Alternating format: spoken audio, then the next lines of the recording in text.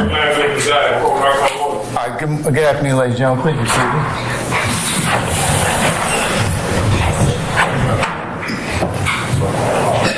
What's that?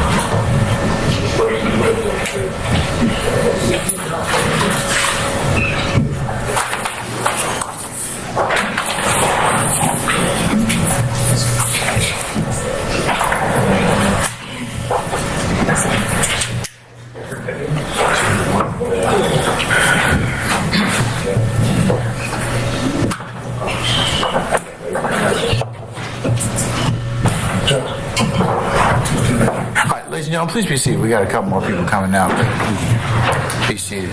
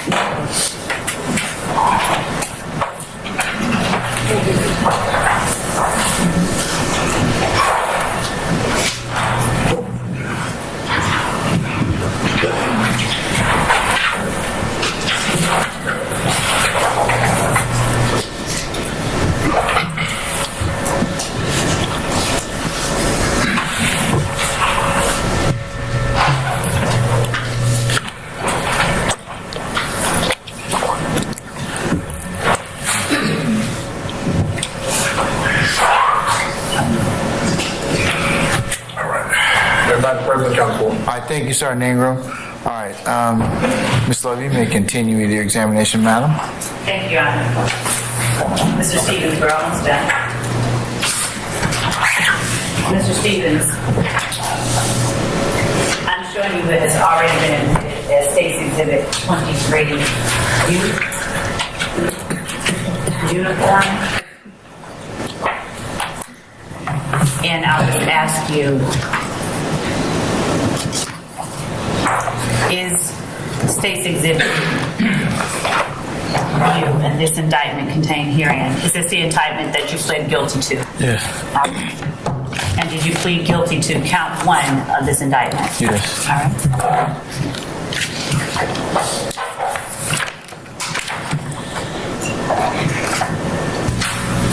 And starting after the letter C, would you read up until to what you pled guilty to? For the said accused together with unindicted co-conspirators in the state of Georgia and County of Fulton on or between the 24th day of January 2013 and the 8th day of May 2022 did unlawfully conspire to acquire and maintain directly and indirectly an interest in and control of United States currency and other personal through a pattern of racketeering activity in violation of OCGA 1614-4, and while associated with an enterprise did unlawfully conspire to conduct and participate in directly and indirectly such enterprise through pattern of racketeering activity in violation of as described below and incorporated by reference as if fully set forth herein contrary to the law of said state, the good order, peace, and dignity thereof. All right. Thank you. I am handing you now what has been admitted as State's Exhibit 16 uniform.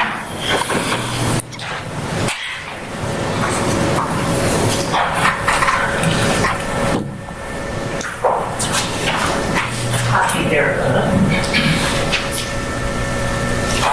And ask you if you would read for the jury factual acknowledgement number 10 and number 11 out loud. On February 4, 2021, defendant participated in a group chat with YSL founder Jeffrey Williams, aka Young Thug, and YSL associate Wanted Lee, aka Slime Like Shawty, wherein Jeffrey Williams stated, "YSL rule the world, kid. Y'all just start bringing me the money. Man, y'all stop playing with me." On May 13, 2021, defendant participated in a group chat with fellow YSL founder Jeffrey Williams, aka Young Thug, and YSL associate Martinez, Arnold, Miles Farter, Quintavious Greer, and Tommy Elsomnia, and Wanted Lee, wherein Jeffrey Williams asked y'all ain't beat him up or shot him yet. Then state y'all getting soft.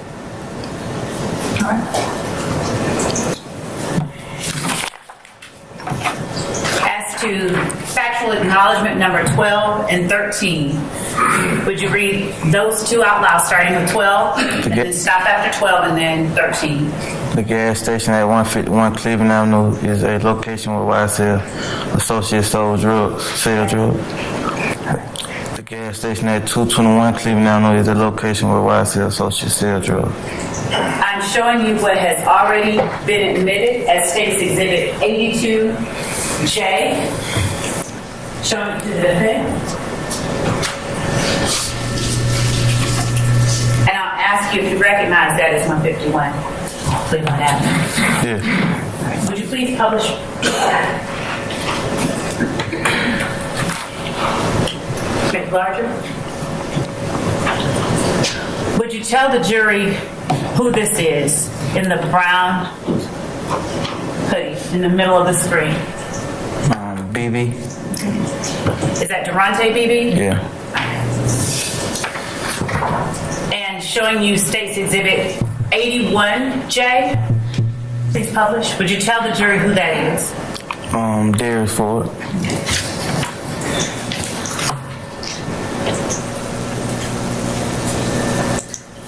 And I don't want to get too far into it because I know he was close to you. But how did Mr. Ford die? He got shot. And Mr. McMillan? Yeah, he got shot too. I'm showing you now State's Exhibit 157N, as in Nancy, as in November. November. Would you tell the jury if you recognize that as 221 Cleveland Avenue? Yes. And showing you 162 November? Is that 221 Cleveland Avenue facing Cleveland Avenue? Yes. Thank you.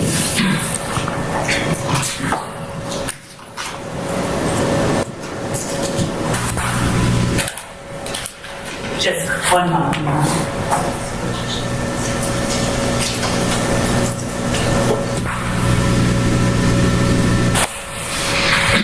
Thank you, Mr. Stevens. That's all I have now. Thank you all. Mr. Short? Say again? Thank you, Your Honor. Oh, okay, Mr.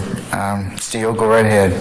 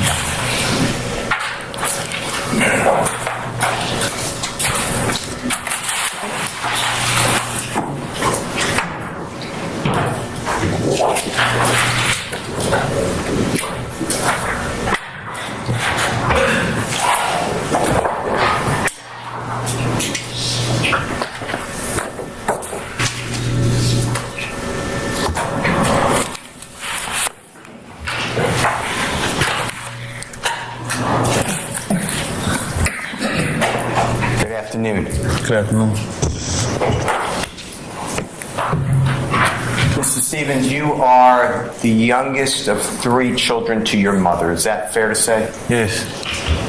And you told us an older brother who I believe is 34 years of age. Is that right? Yes. And he works with Argo Cement. Yes. You have another older brother who works, he's 33, right? Yes. And he works with the Clorox company? Yes. And then you today are approximately 30 years old, is that right? Yeah. Okay. And your 2 brothers, and you each have different dads, is that fair to say? Yes. And you didn't know your father at all till well into your teenage years, is that true? Yes. And God forbid, your mother passed when you were 18 months, is that right? Right. Now, you told the jury some of your upbringing, and it's always been in Cleveland Avenue area. Is that fair to say of Atlanta? Yes. And I'd like to talk about some of your education and what went on during school, all right? Yeah. Do you remember, and I understand you're not good in math, so you just tell me if this is right or not, okay? You remember being in the 6th grade, being about 11 years of age approximately?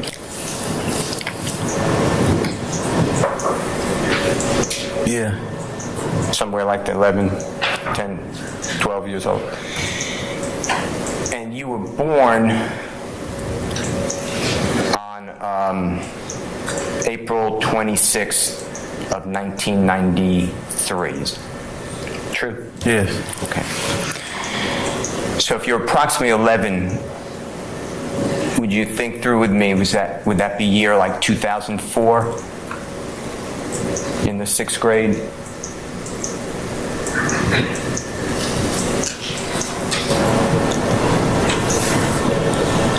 Yeah.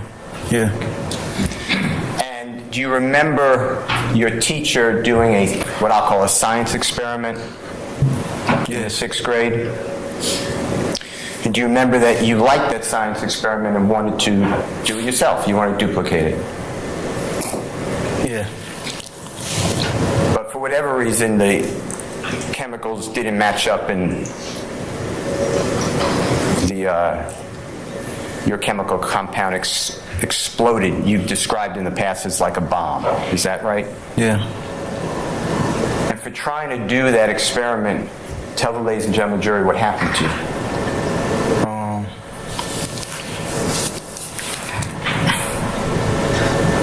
I was arrested and expelled from school. And is that the first time that you went to the I think you call it juvenile detention center? If not, just tell the jurors what you call it. Yeah, juvenile detention.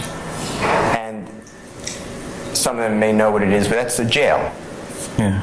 And for juveniles, it's people under 17 and younger, does that sound right? You could stay till older, but that's generally right. Yeah, 21, I think. Yeah, 21, I think. Could be up to 21 years of age and younger, right? Yeah. And you're in there at 11. Fair to say? True. True. And before being taken into this juvenile detention center at age 11, you were living with your two brothers and your grandmother, your mother's mother, your grandmother on your mother's side. Is that true? Yes. And so, ladies and gentlemen of the jury know your grandmother, hardworking person, right? Yes. You still live with her. Is that at times? Is that true? Nah, I stay with her. And she worked most of her career at different laundromats. Is that true? Yes. And she would take in the clothing, she'd wash the clothing, she'd do whatever it takes in the laundromat, if you know what she did. Yeah. Okay. And because she was working so hard, if you remember, tell the ladies and gentlemen jury how many times she was able, I'm not saying she did it to be callous or mean, but how many times did she come visit you in that juvenile detention facility?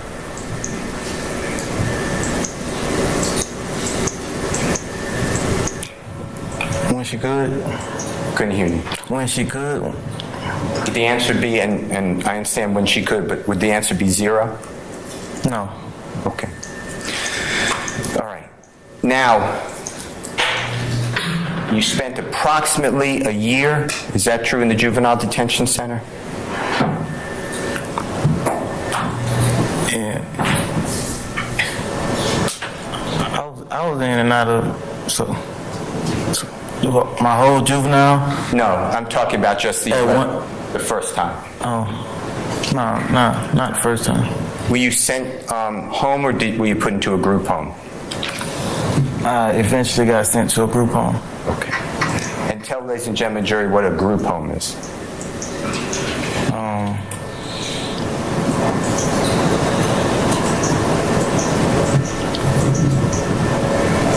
A house where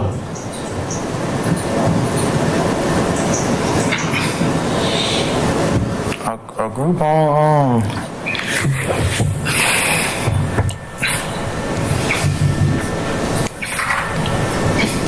A house with other like juvenile delinquents, I guess, so they won't have to keep you in jail at such a young age. So they send you to a home, a group home with other, juvenile delinquents. You eventually got returned to your grandmother's home and lived with your two brothers. Is that fair to say? Yes. And if you were approximately 11 years of age when you went into the juvenile detention center in 6th grade, were you approximately 2 years later, about 13 years of age, when you went back to school and lived with your grandmother and two brothers? Yeah, that seemed about right. Okay. And then in the 8th grade, that would have been about 2006. Does that sound right? Yeah, in 2004 was 6th grade, yeah. 2000, yeah. 2 years after 2004. Okay. And in the 8th grade, by this time, had you learned a lot about gangs and in the juvenile detention center? Yes. And hand signs of gangs? Yeah. And having people use little pricks into your body to try to make tattoos and markings on your body. Yes. All that happened. And when you got into the 8th grade, do you remember being arrested for firing a weapon, a gun at a party? Yes. And you got charged with the crime of aggravated assault. Do you remember that? Yes. In the 8th grade, do you remember being arrested for a theft or stealing a lot of laptops from the school? Do you remember that? Yeah. Okay. And then you went back to the juvenile detention center approximately age 13. Is that fair to say? I can't really put the numbers with it. I mean, like the timing, but I was in my juvenile life. Do you remember, if you don't remember, it's fine. Remember being sentenced to a year in the juvenile detention center at that time? I remember doing a year in juvenile. Okay.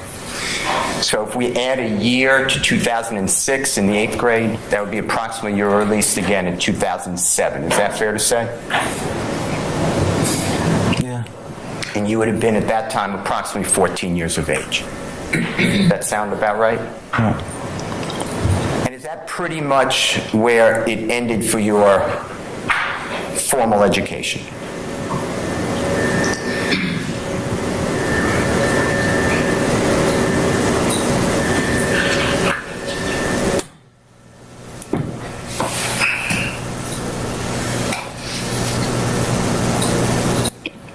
I went to high school.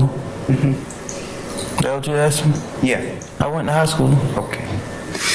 Now, in 2007, were you familiar with a place called Jonesboro South? Yeah. Can you tell the ladies and gentlemen jury what is Jonesboro South to you? A neighborhood by Cleveland Avenue. And were you aware, and do you remember if Jonesboro South ever closed, meaning shut down? Yeah.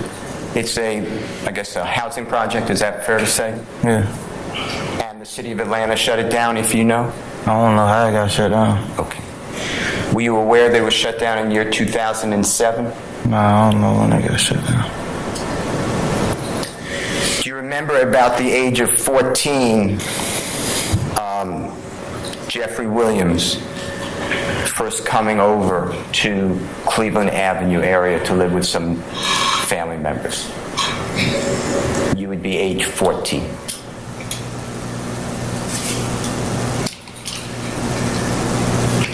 That could be true. I really don't. I couldn't hear you, I apologize. Say that could be true. I really can't put the time. Okay. Did you know that Mr. Williams came to Cleveland Avenue from the Jonesboro South apartment complex closing? How about that? Were you aware he used to live in Jonesboro South? Yeah. Okay. And are you aware of Jeffrey's age compared to your age? Yeah. Do you know Jeffrey's date of birth? Yeah. Can you tell, ladies and gentlemen, jury? August.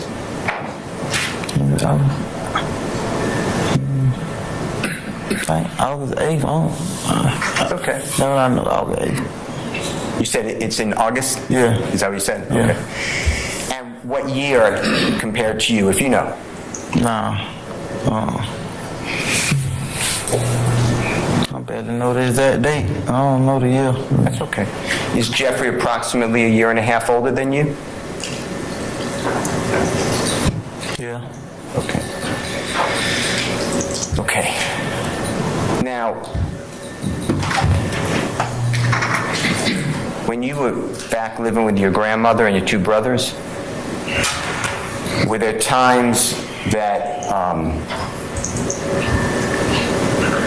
you were hungry? Did not have enough food? Yeah. Okay. And when Jeffrey was living in Cleveland Avenue area with family members, were there times that he did not have food, if you know? Yeah. Do you know how many siblings, that means brothers and sisters, that Jeffrey had living with him in Cleveland Avenue area approximately?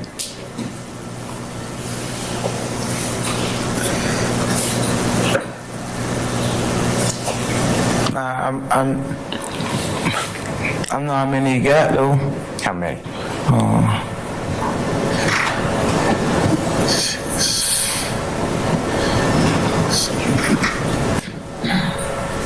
Yeah. 6 girls, 5 boys. Okay. So 11 total children? Yeah. Now, around that time I'm talking about, when Jeffrey first comes into Cleveland Avenue area and you're living there with your grandmother, Okay? That's the time period I'm focused on, okay? I'd like you to focus on that time. Were there times that there were no utilities in your house, meaning at times there was no electricity or heat, air conditioning, water, things like that? Did that happen? In my house? Yeah. No. How about Jeffrey's house?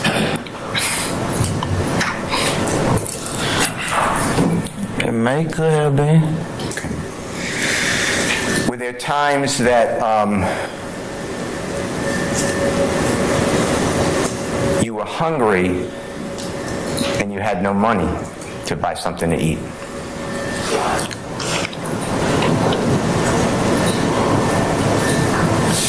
Yeah, but it was because I ain't want to eat what my grandma had, though. Okay. And did Jeffrey ever share his last dollar with you to split food? Did that ever happen?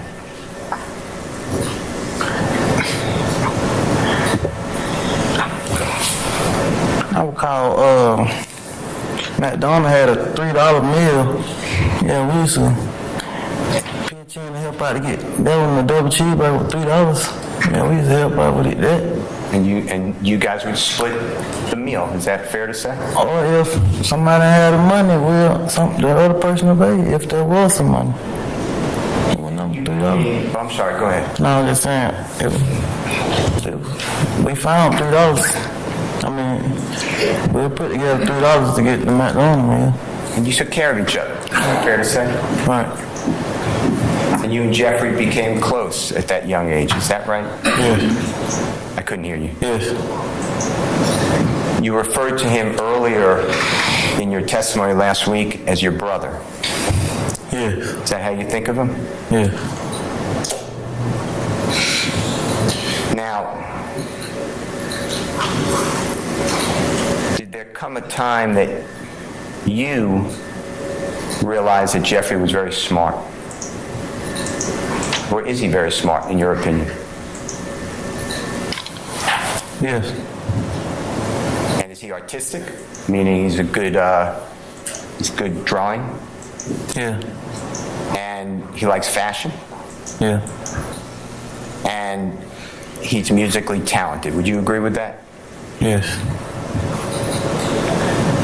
And you wanted to be a chef, right? Yes. Now, watching Jeffrey from the time you met him, how dedicated was he, tell the ladies and gentlemen jury, to becoming a musical sensation or artist, popular artist? How hard did he work? He worked very hard. He worked hard. Have you ever seen anyone work harder at trying to become something in your whole life than Jeffrey? I ain't really ever seen nobody trying to become none in my life. And is it fair to say that Jeffrey had a mission to become a popular rap artist, musical artist? That's fair. I couldn't hear you. That's fair. Now,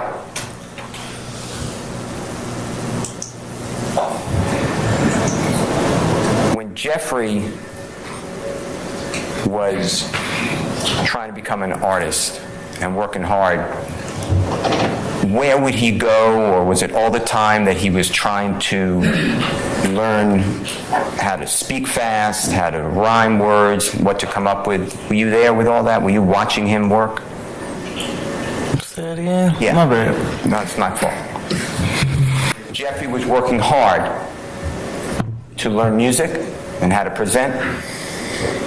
Where was he doing it? Was it in studios, in homes, everywhere, in the street, social media?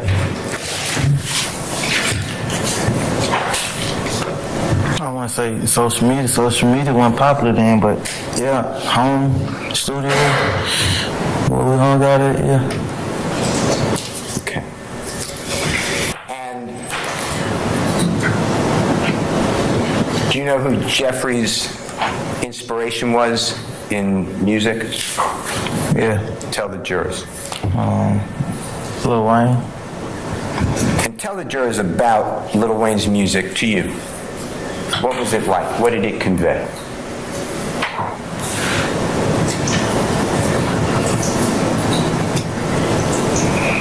A?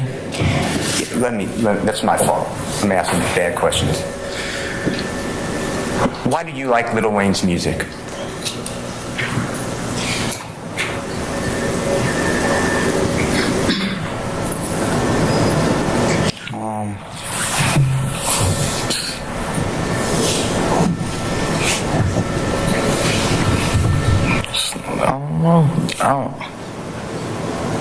The cadence.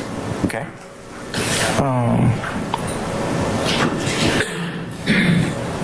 By the cadence, you mean like the beat? Yeah, his overall sound, his beat, his lyrics. And about the lyrics, could you identify with what Lil Wayne was saying about the lyrics? Could I identify? Yeah, did that strike you as something that, yeah, I've experienced that, I've seen that? Did he talk about, what did Lil Wayne talk about or sing about or rhyme about?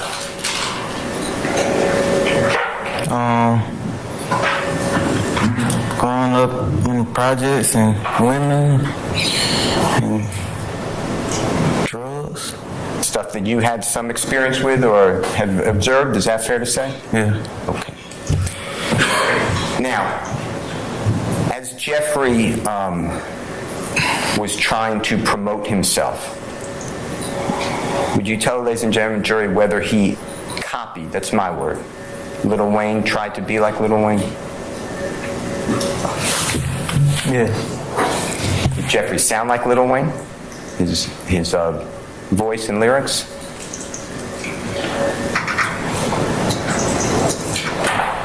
Yeah, he tried not to, but yeah, he did. I couldn't hear you. Yes. Did Jeffrey, did Lil Wayne have face tattoos? Do you remember tattoos on his face? Do you remember that? Yes. Okay. Did Jeffrey eventually get tattoos on his face? Yes. Did you get tattoos on your face? Yes. Had you ever seen anyone before Lil Wayne in rap who had tattoos on their face, if you know?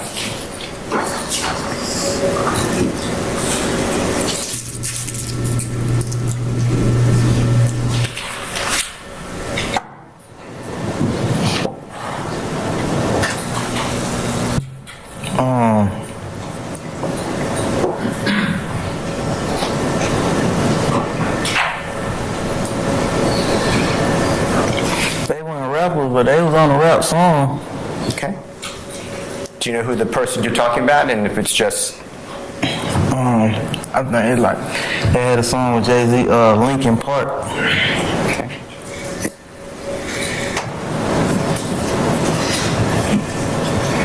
When you were growing up, did anyone ever get you any counseling? Did the state or the court or anybody ever get you any type of counseling?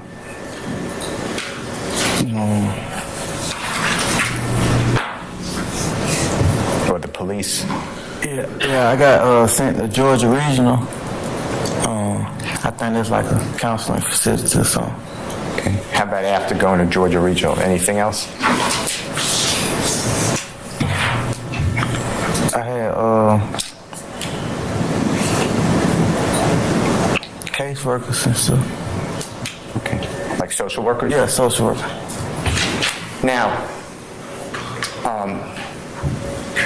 growing up in the environment that you grew up in and going through what you went through, would you describe yourself as angry?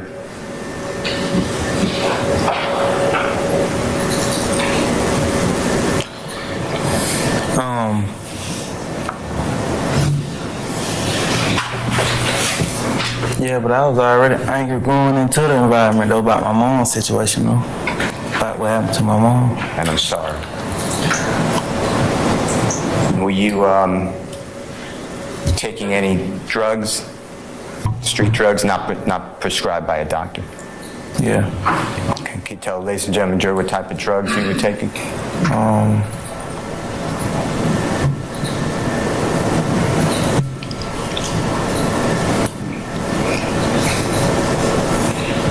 Weed, Pills, Xanax pills, ecstasy pills, Percocet pills, alcohol.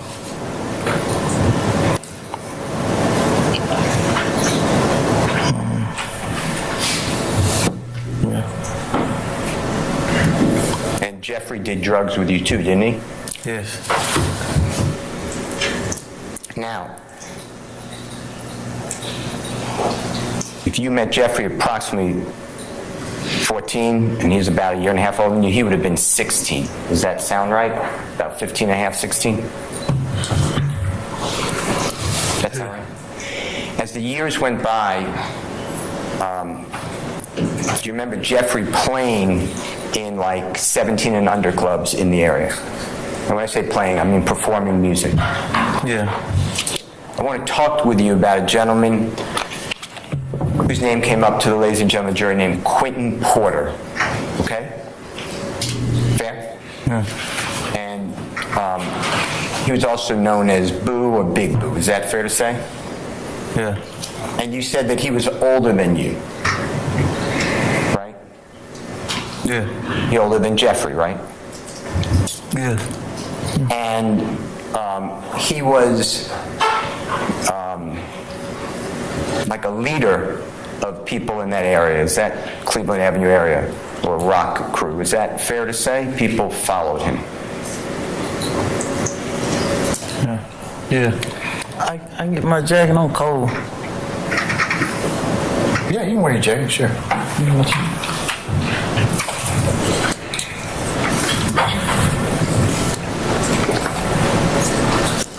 And just for ladies and gentlemen, jury, the young lady who's handing that to the sheriff is your lawyer. I sustain the objection. Okay. What, I ain't supposed to have my jacket? So you put your jacket on, sir. Yeah, go ahead.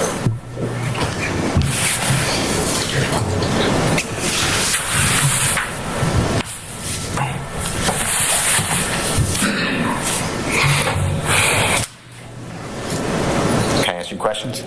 Yeah. Mr. Stephens, who's the young lady who handed the sheriff the jacket? My attorney, Chrissy Gladden. Okay. Now,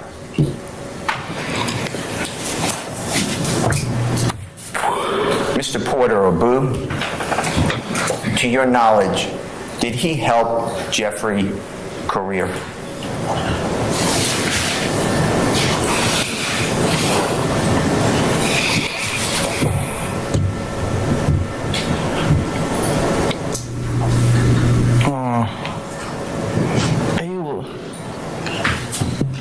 He was like known in Atlanta, and like he was popular in like the Atlanta nightclub scene. So yeah, he often got us in the older clubs and stuff to get And when you're saying he was popular with the nightclub scene, you're talking about Mr. Porter, Quentin Porter? Yeah. And was he instrumental, is my word, that's a bad word. Did he assist getting, if you know, getting Jeffrey to play in these other clubs? Yeah, he assisted in getting us inside the club and the music played. One more time, I couldn't hear you. He assisted getting us inside the club and getting the music played. Okay. And if you know, did Quentin Porter himself and others, he have put up posters around the neighborhood saying, everybody go to this establishment, Mr. Williams or Jeffrey's going to be, Young Thug is going to be playing, and everybody would come out. Is that true?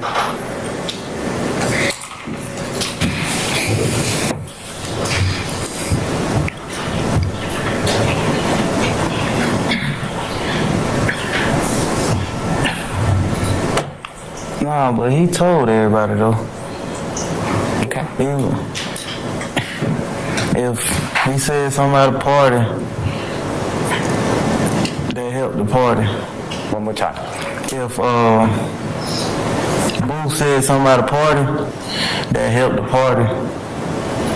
If Boo said, Like, if he promoting a party or like saying something about a party, yeah, there you go. That help. okay, so if Mr. Porter or Boo promoted this event Yeah. that Jeffrey's playing, people would go. That's In what, the event, yeah. that's what I heard you say. Yeah. Okay. And was Jeffrey's music being played locally in the streets? That when he was 16, 17 years of age? Yeah. And was Mr. Porter or Boo also would bring out a lot of people to watch Jeffrey perform?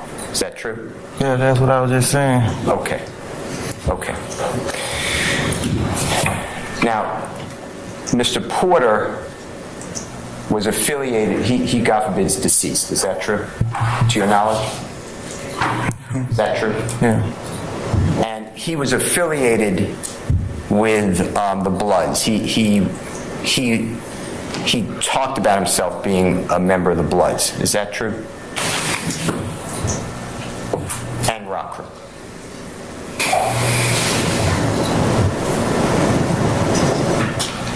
That man said, Quentin said a lot of things.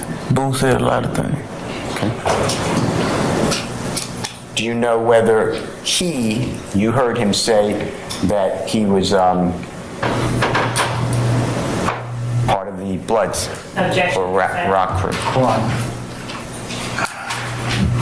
What was the objection? It was hearsay. Not for the truth of the matter asserted. Rephrase your question. Hold on, wait a second. Hold on just a second.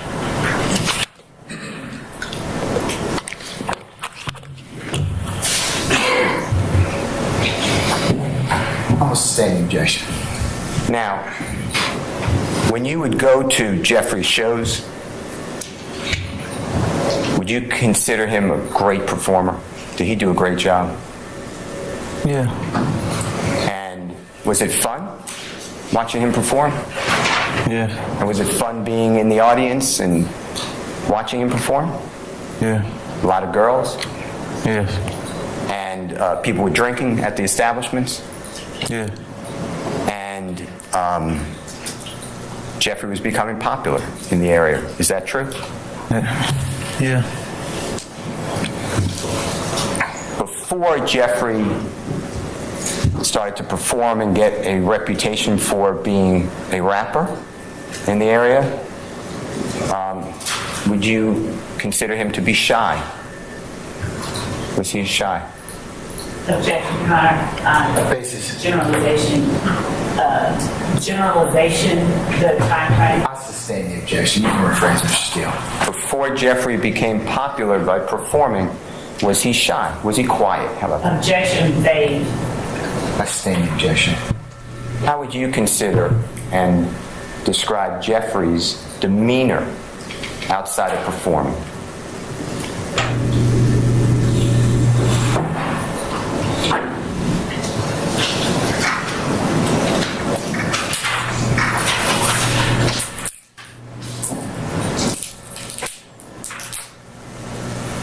No, I feel like he was always thinking. He's always what? Thinking. Okay. Do you remember him when he did speak, covering up his mouth or putting his arm around his mouth? Do you remember that?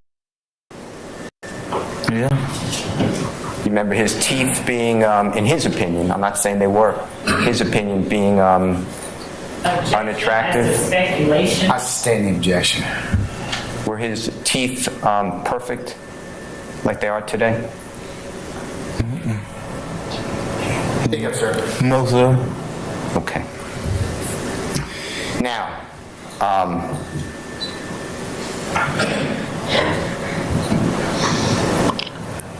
by the time Jeffrey's 20 years old, you're approximately 18 years of age. Is that fair?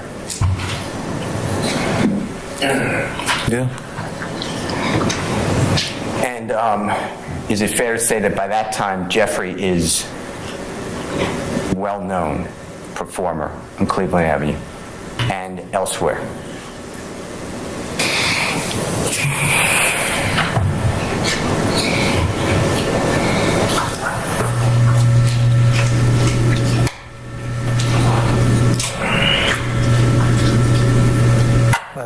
18.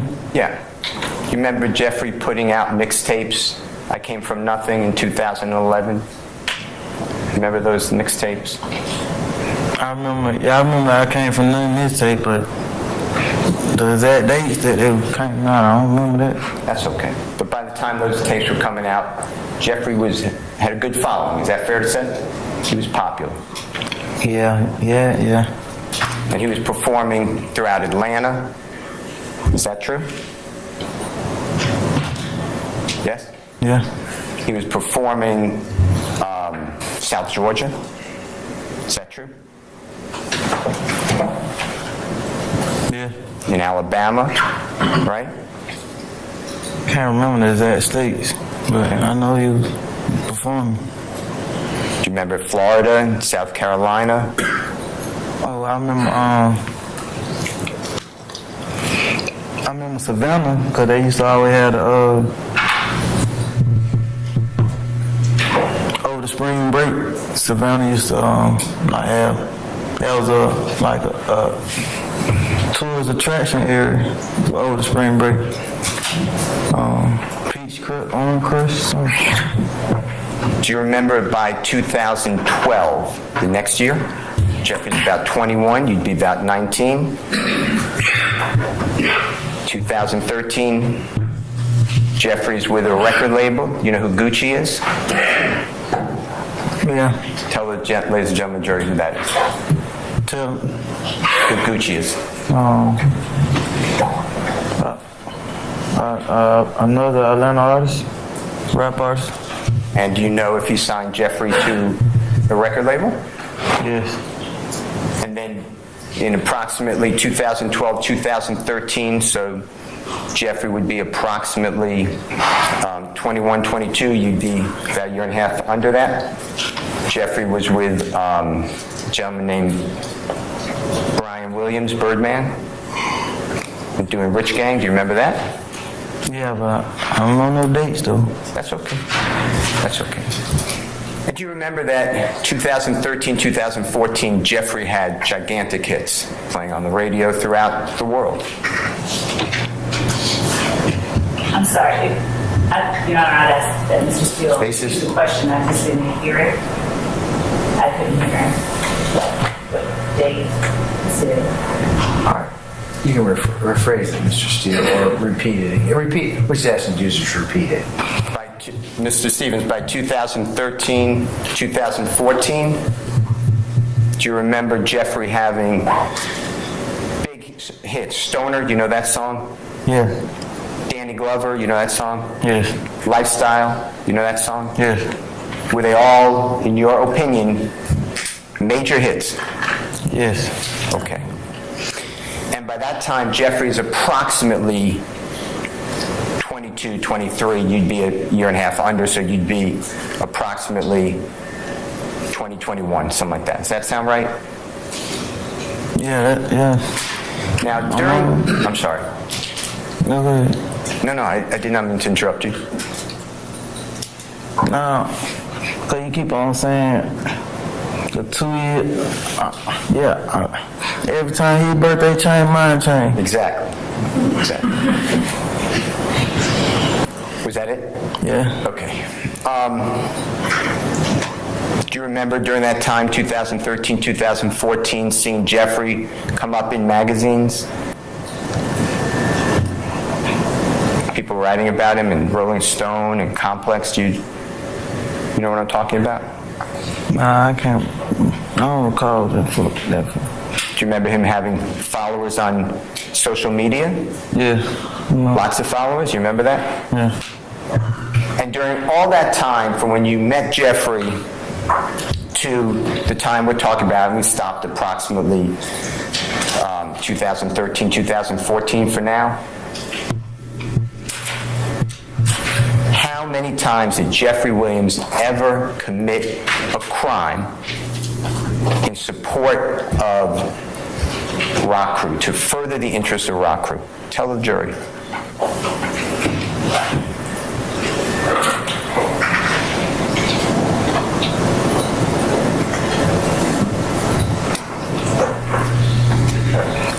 I don't recall. I I don't recall. Does that mean no? Objection, Your Honor. I sustain the objection. How many times has Jeffrey committed a crime? We're going to go up to that year because we're going to keep talking other dates, okay? How many times has Jeffrey committed a crime to further the interests of YSL gang?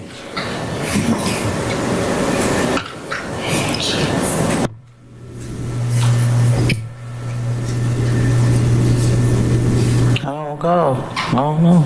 You were committing, and I'm not insulting you. Right. I'm not trying to insult you. Right. But you were committing crimes during that whole time that you met Jeffrey until we stopped about 2014. Is that fair to say? Yes. You were committing crimes such as theft, right? Yeah. Is that true? Yeah.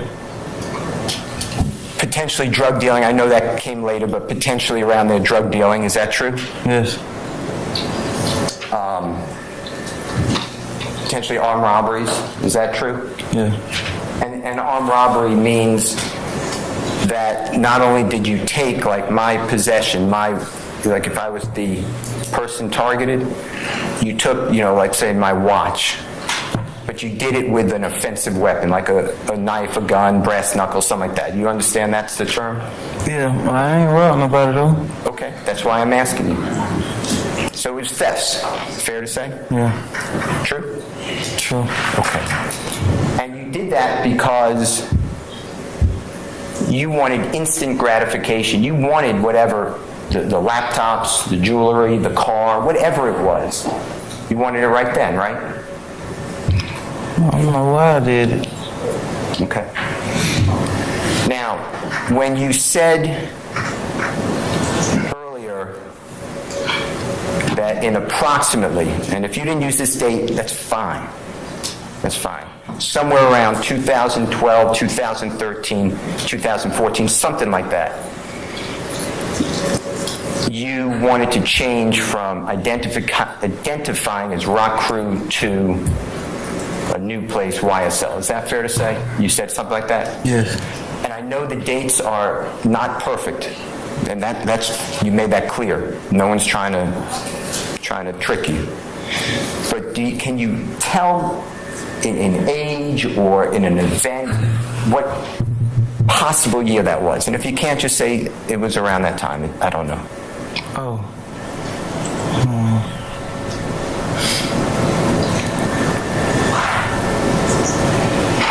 She don't. I know the date. She told me the date. It was like. You mean in your plea agreement? No, it was just. She said something about October when it happened. I think me and my lawyer went over it.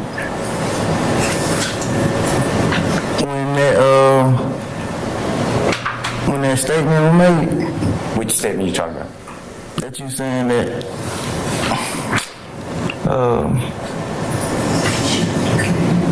I no longer wanted to go by Rock Crew. If that's not what you said, don't worry about what I said. I thought that's what you said. Yeah. Okay. You asked me about the date. Approximately. If for a year, a year or something like that. If you know, and if you don't know, Mr. Stephens, just say it. Yeah, I know. I was telling you. I know. I remember either me and my attorney talking about the date that was possibly happening. Okay. All right, let me ask you a different question. Do you remember a gentleman named Javaris Crittenton? Yes. You know who that is? Yeah. Tell the ladies and gentlemen, jury, who Javaris Crittenton is.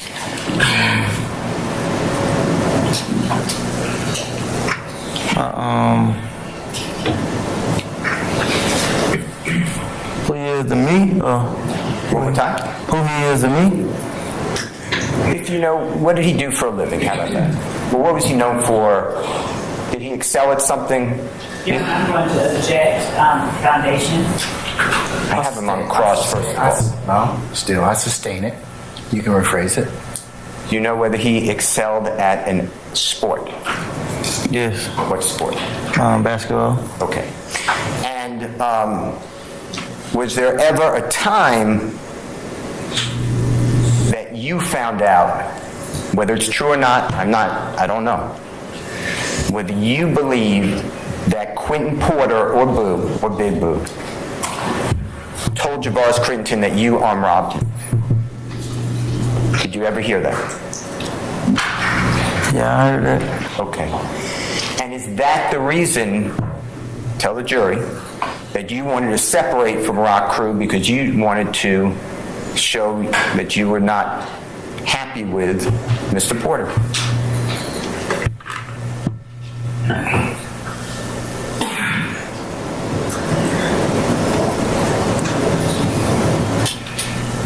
Yeah, I object as to ask and answer, please.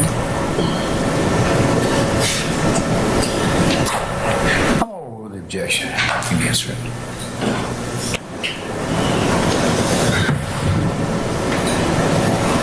So you can answer the question.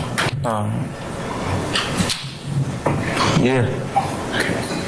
Now, at the time that YSL was the label, the letters, whatever, the term that was chosen, my understanding that you were in a room.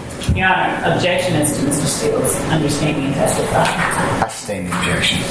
I go on cross-examination. So what? You still can't testify, Mr. Steele. You were in a room, is that fair to say? It was it outside or inside? What's the start of the question?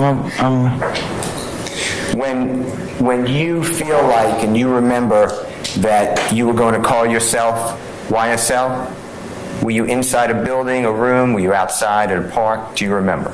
No, I don't remember that. I couldn't hear you. No, I don't remember. Okay. Do you remember Jeffrey being there?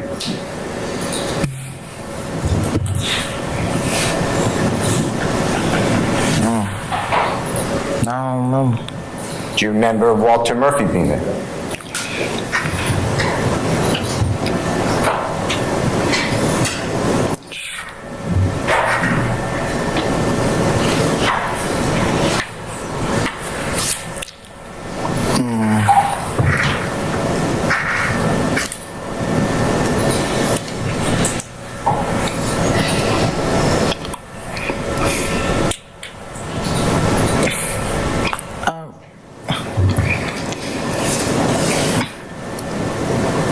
I said I don't remember like the time or none of it.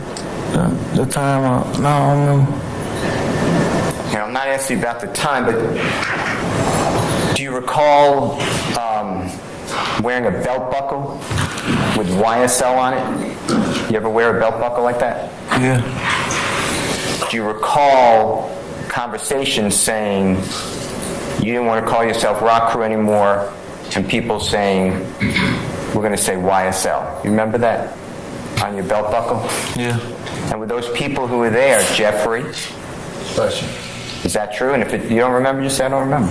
But you said at a room though. I don't remember like the exact place it was happening. Don't worry about where it was. Wherever it was. Yeah. Jeffrey was there, Walter Murphy was there. Yeah. Was Mr. Crenshaw there? Crenshaw? Mondo? Nah. Mondo. That's fine. All right. Now, Jeffrey, or you, knew that Lil Wayne, he would sing about like a record label. Do you know that? Cash Money, you know what I'm talking about? Yeah. Okay.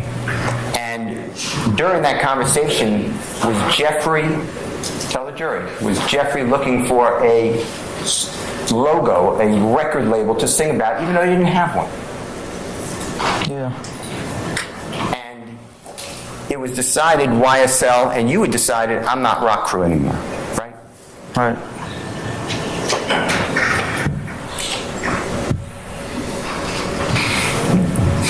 Now, I want to talk with you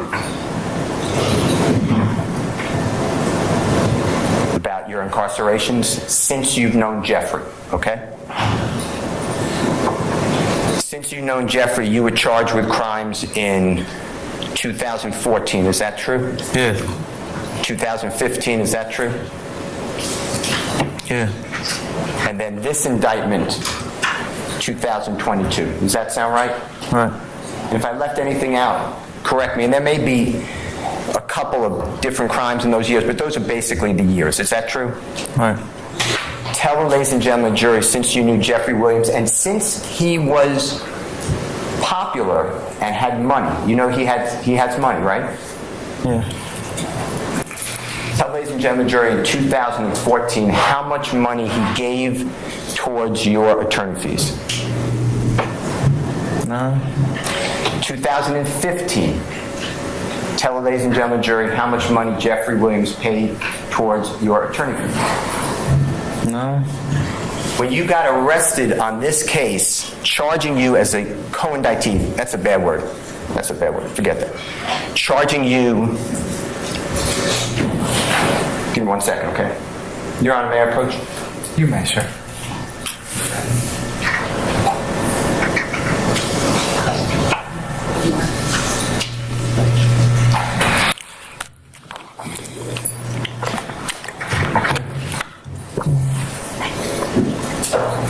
Your Honor, may I approach? Yes, you may, sir. May I approach you, sir? I'm showing you what's already been marked and entered. It says State's Exhibit 23UU. I'm just moving the first page. You can look at the first page. And then the second page, you can look at the second page.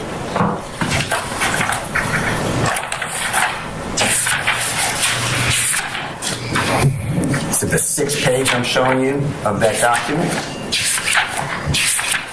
You can look at the whole thing, but are you familiar with the indictment in this case that you pled guilty to in count 1? Yes. Okay.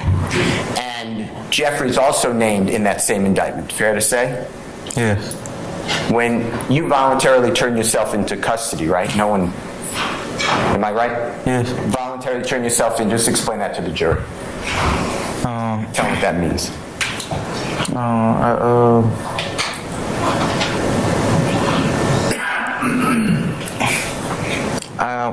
I got some phone calls from like family members saying that my name was on the news for an indictment, and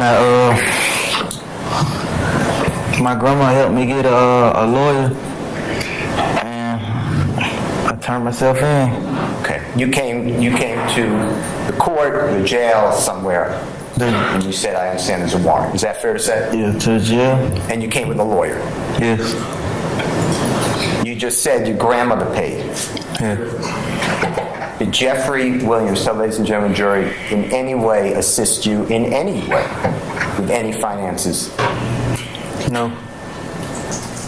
When you said that you're a founder, when it's been testified to, of YSL, how much money have you ever made from Jeffrey Williams?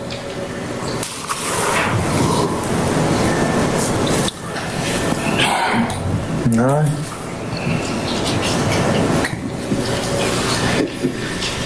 Now,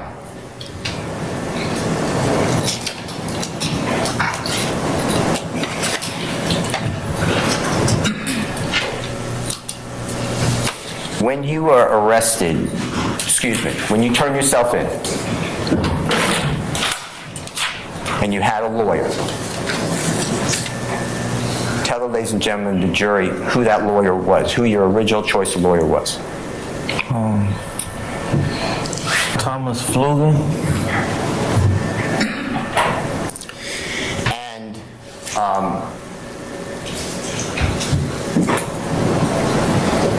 how much money did your grandmother pay to Thomas Flugan to represent you on this case?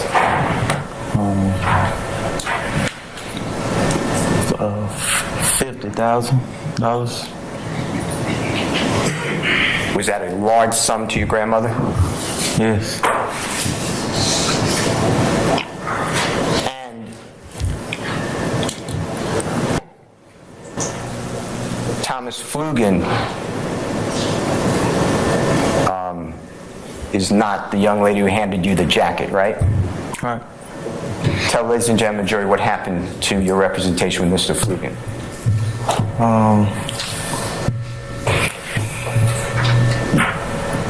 Mr. Flugan told me that he had to withdraw because his wife caught cancer, and he was gonna have to be with her at the beginning of this trial.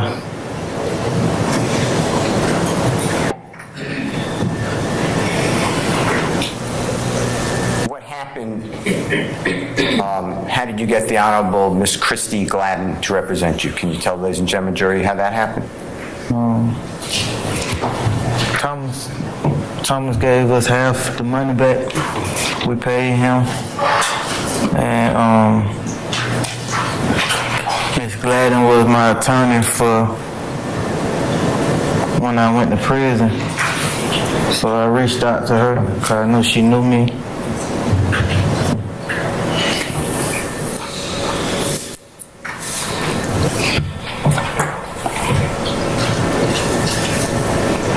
Now, when you were, after you turned yourself in, with your lawyer, were you able to secure a bond? Do you know what I mean by bond? Yeah. Tell the ladies and gentlemen, jury, what bond is. When you've been charged with something and you get a bond, a bail. Okay. So, do you remember the date or approximate date you turned yourself into custody on this case?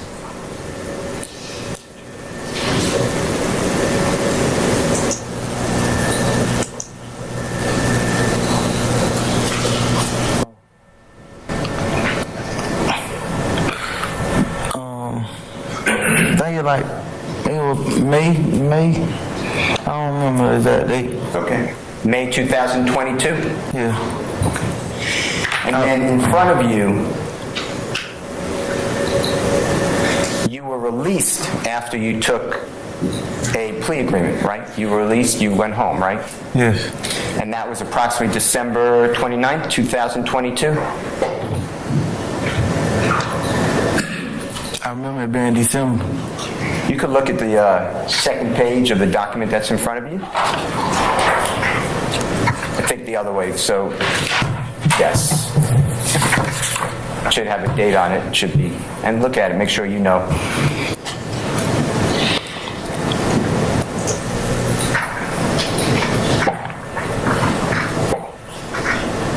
Yeah.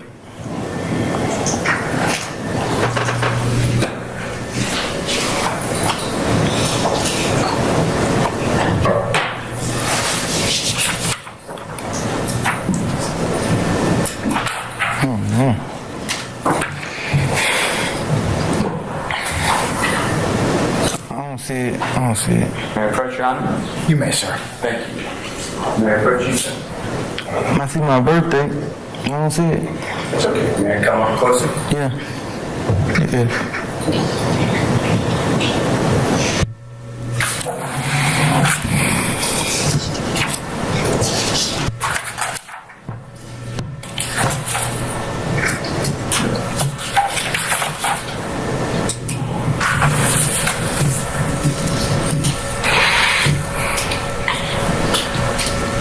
See, December 29, 2022. Yeah. So, I want to talk with you. You spoke a lot with the district attorney about your guilty plea being freely and voluntarily. Remember all those questions? Yeah. And you remember that nobody coerced you. Do you know what coerced means, sir? I mean, I know what direction. Nobody had like a gun to your face to make Yeah. you. Is that true? No one forced you, right? Right. Okay. But I want to discuss with you what was going on around December 29, 2022 when you entered that guilty plea, okay? Is that okay? Yeah. All right. You had been in custody, that means, without a bond for approximately 7 months. Does that sound right? Let's do it differently. May, you turn yourself in, right? Mm-hmm. In June, you're in jail? Mm-hmm. July, you're in the Fulton County Jail, correct? True? Mm-hmm. Yes? Yeah. August? September 2022? Mm-hmm. October 2022? True? Mm-hmm. November 2022? And and most of December 2022, so approximately 8 months. Does that sound right? Yeah. Okay. And tell the ladies and gentlemen of the jury how many children you have. I got 3 boys, And can you give your ages? Their ages. 2 8-year-olds and a 12-year-old. And during the time that you're in jail, who are they staying with? Their mother. And how many mothers do the 3 children have? How many mothers? Yeah. Oh, they each have their own mother. Okay. And who was helping out? Well, you were in jail for approximately 7 or 8 months. Were you able to help out financially or emotionally any of your children? No. When you were in jail for approximately 7, 8 months, were you able to help out emotionally or monetarily any of your children's mothers? No. And your lawyer, the Honorable Miss Gladden, do you remember when you hired her to be your lawyer?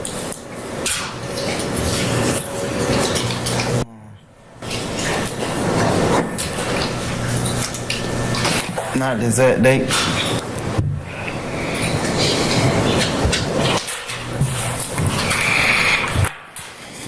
Let me show you what I'll mark as Mr. Williams' number 16, and I'll fill in the others.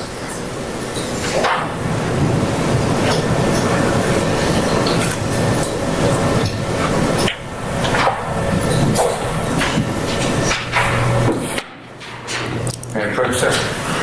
Yes, you may, sir. May I approach you? See, I'm going to show you what I've marked as Mr. Williams' number 16. Tell me if you recognize that document and if it helps you to remember the date that Miss Gladden became your lawyer. You want me to read it? To yourself, you can read it. Oh, yeah. The date on here. Okay, that helps you?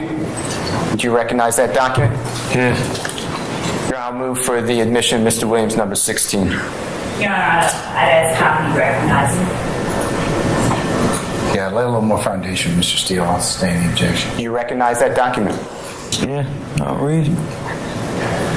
Said twice, Your Honor, yes. Your Honor, I'd ask how. So the objection was foundation. How does he recognize it? Sustain the objection. Okay. How do you recognize that document? I read it. You just told me to read it in my head. Okay.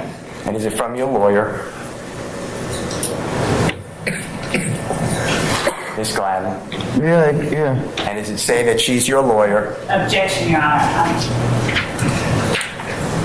Just, The foundation has to come from a witness, and this recitation of what may or may not be on the document does not form the proper foundation for his knowledge of that document. Can I see the document, please?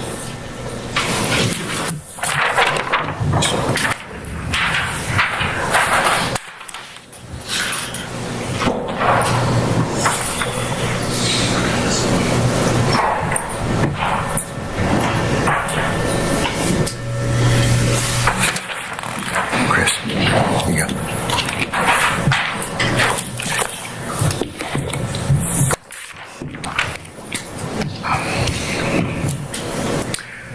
Mr. Steele, I'm gonna sustain the objection as to form, or should say foundation, but I believe you can lay a little foundation. He knows what the basis of that particular document is. What date did you hire Miss Gladden, approximately? do I look from the paper or from my knowledge? Helps to refresh your memory, you can, but then testify as to what you know.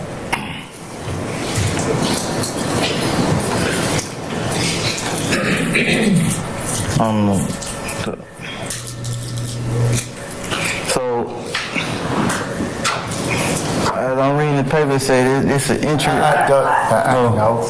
You, when you're finished with the document, Put it down and then you can testify from it, okay? Testify is your memory at that point in time, okay? No, I don't remember the date that she. Okay. Approximately how long before you entered your plea on December 29, 2022 was Miss Gladden your lawyer? I know I hired her in December and entered my plea in December too. Okay. So a couple of weeks? Yeah. All right. And do you know how much you paid Miss Gladden to represent you on this case? Objection, relevance. Goes. I'm gonna rule the objection, Ms. Love. Go ahead, sir. You can answer the question, sir. All right. Nah, because my grandma did. My grandma, I don't remember. I don't know how much she paid her. Do you know if Miss Gladden works with a big law firm or is she a solo lawyer?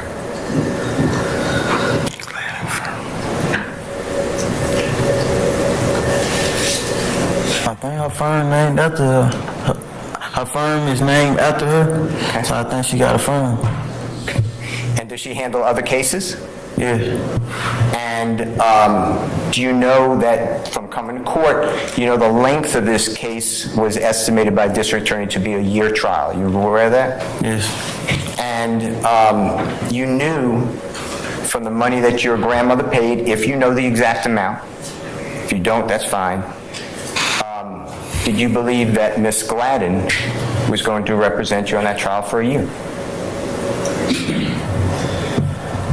Objection, Your Honor, compound. I sustain the objection as to form. You can break it down, Mr. Steele. How much discovery were you provided in this case? District Attorney's Office.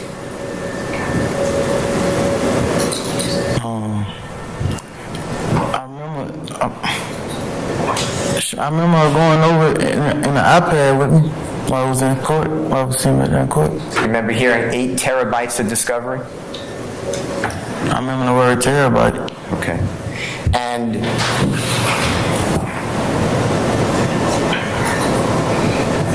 do you remember you could not get out on a bond? Yes. And you just missed Christmas? Is that true? When you entered this plea? Yeah. And the prosecution came to you and said you can get out of jail immediately if you enter this guilty plea with conditions. Is that true?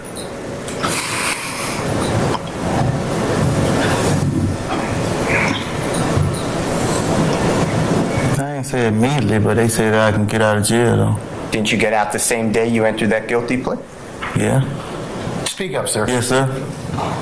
Now, in the Fulton County Jail, tell the ladies and gentlemen jury about the food.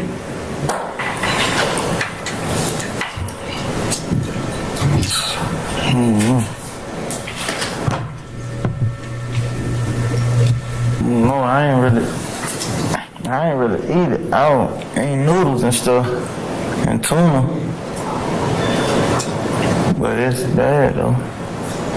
While you were in the Fulton County Jail, tell the ladies and gentlemen jury about people getting killed in the jail. Yeah, I was hearing about people dying. Yeah. While in the Fulton County Jail, how many times were you able to go outside in those 7 to 8 months?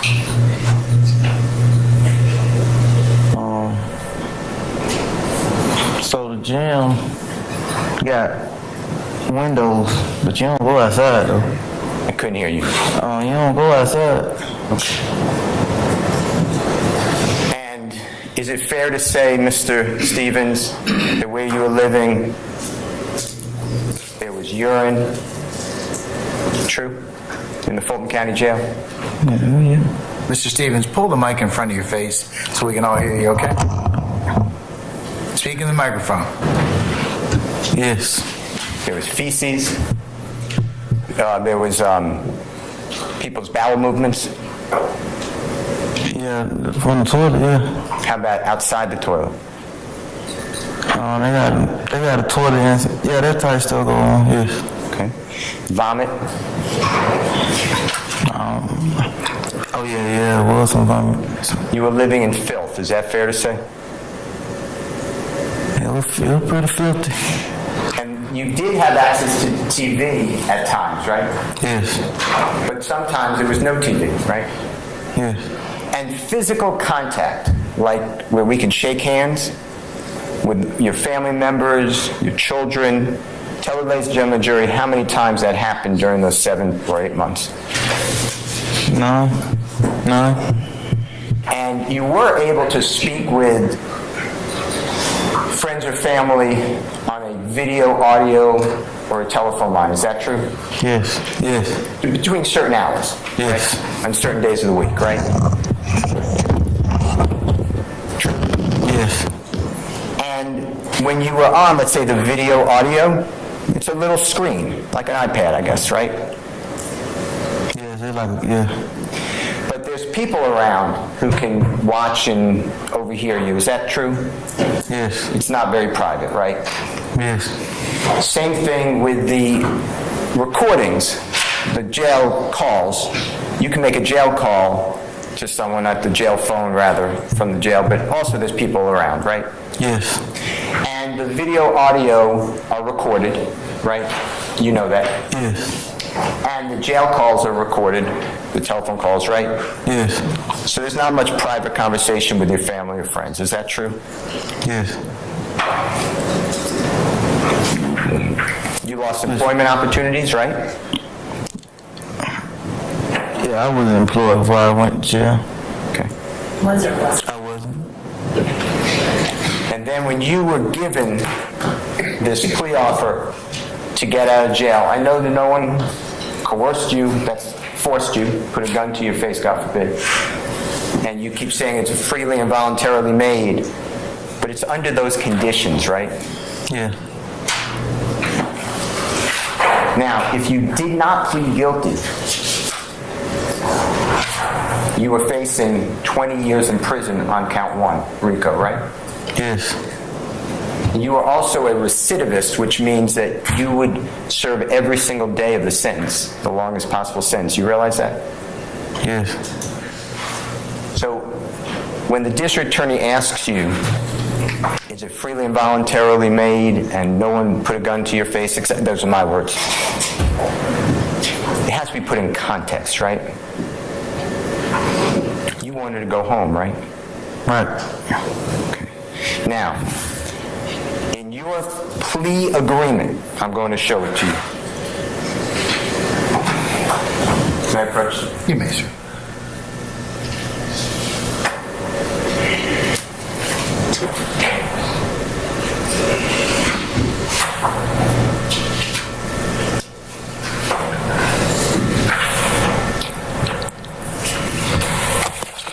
See something, Mr. Steve? May I approach? You may, sir. I see something that you Is that okay?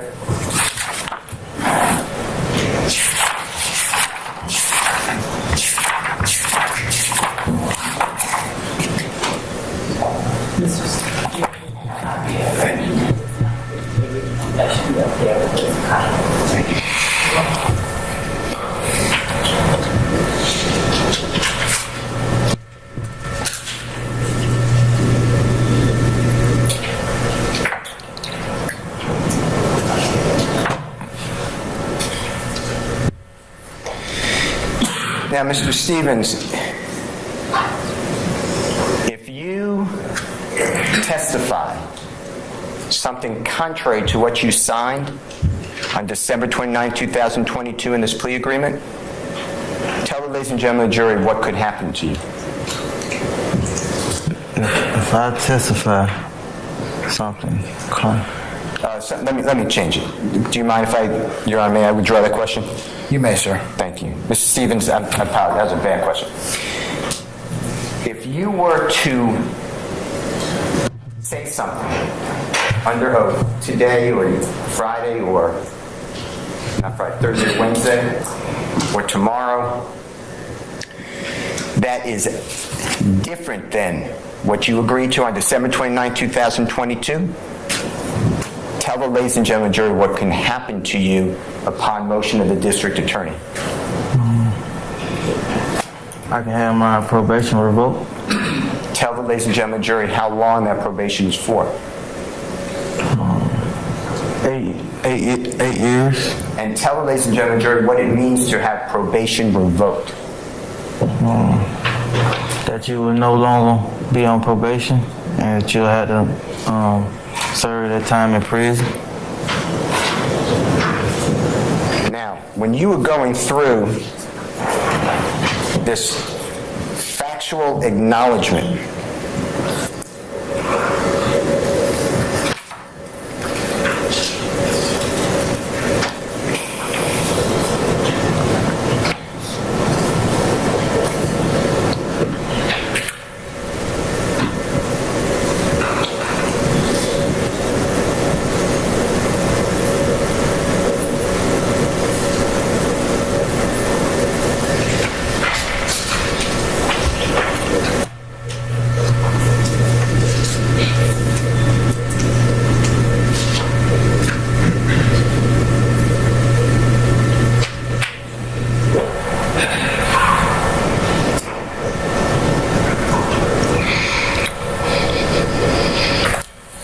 on page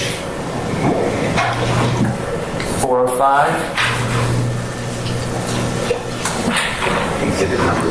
16 uniform. now may I approach you with a copy of 16 uniform? You may, sir. May I approach you, sir? Yes. I'm showing you, you can look at the whole document if you need, but I'm at 405, you see where I get that? Yes. Okay, and it's number 5, it's kind of in the center of the page. See where it says defendant's sentencing acknowledgments? Yes. Read, if you don't mind, or I could read it if you'd rather. Make sure I read it correctly though. Read number 1, then number 2, and number 3 slowly and speak to the jury.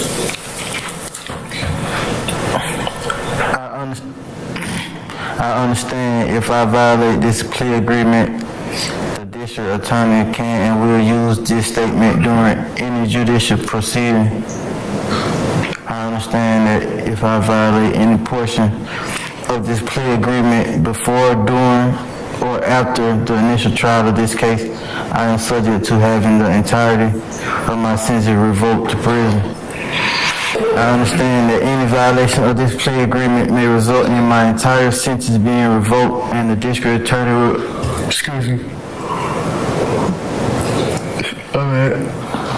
I understand that any violation of this plea agreement may result in my entire sentence being revoked and the district attorney will recommend that I serve up to the maximum sentence allowed by law in Georgia Department of Correction prison. Okay. Now, I want to go over that plea agreement as well. If you would, Your Honor, may I approach? You may, sir. On 16U, touches.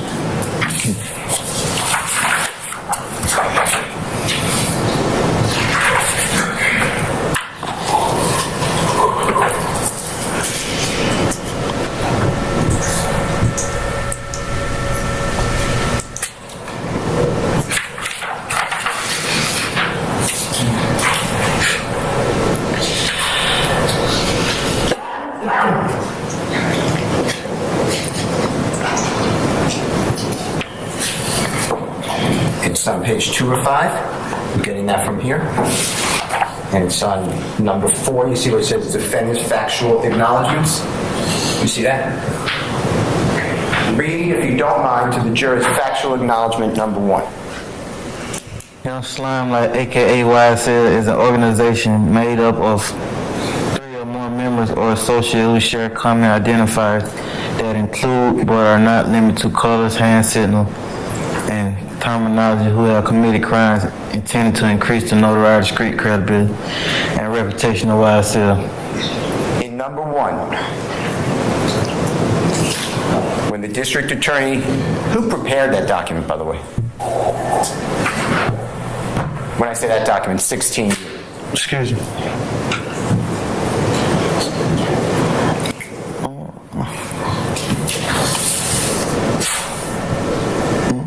I don't know. Okay. In number 1, does it say anything about Jeffrey Williams doing anything to promote the interests of the gangs on what you just read? No. Number 2, read it to the jury. Defendant is one of the founding members of Young Slime Life.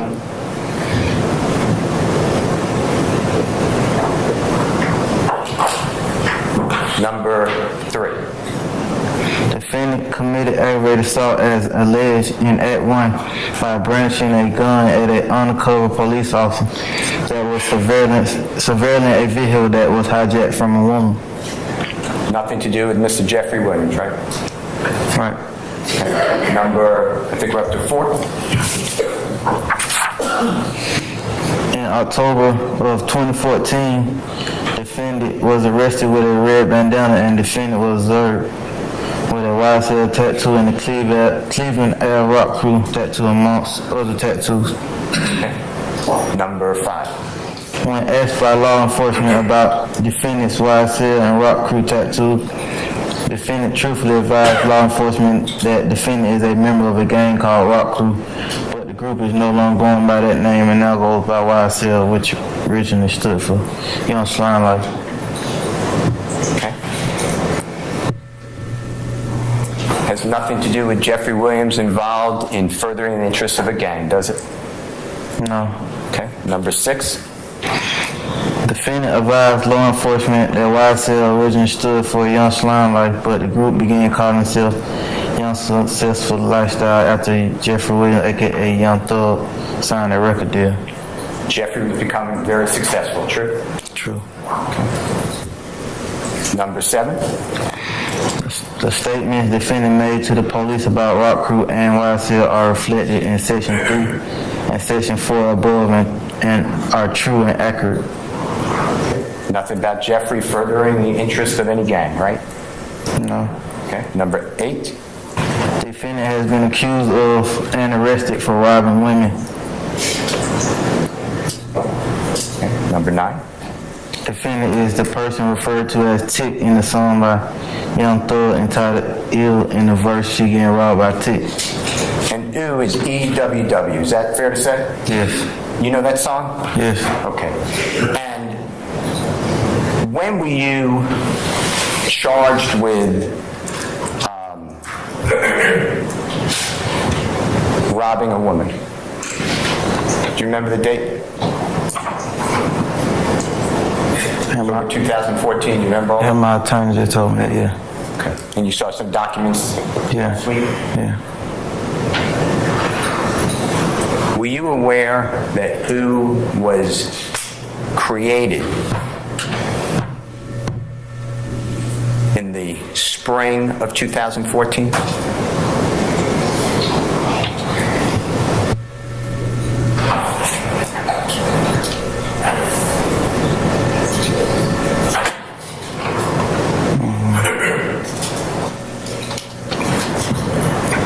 I know now. Because you're not with Jeffrey when he's doing all that work, are you? No. You help me here, but I believe it's number 10. And if I'm wrong, just correct me. Yeah, number 10. On February 4th, 2021, defendant participated in a group chat with fellow YSL founder Jeffrey Williams, aka Young Thug, and YSL associate Lee, aka Slime Like Shadowwear, and Jeffrey Williams stated YSL rule the world, kid. Y'all just started bringing me the money. Man, y'all stop playing with me. Okay. I want to show you, if you don't mind,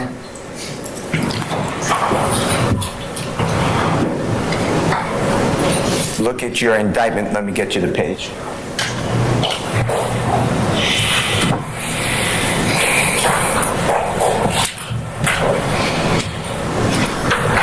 Was that Mr. Stephens on number, I believe, 10? February 4th, 2021. And is that over at 127? If you don't know, that's fine.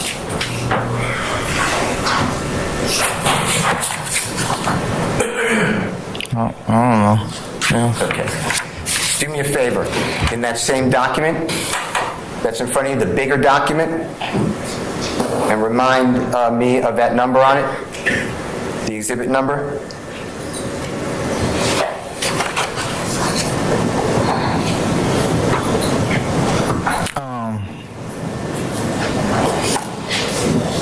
3. And you? Okay. And if you could turn to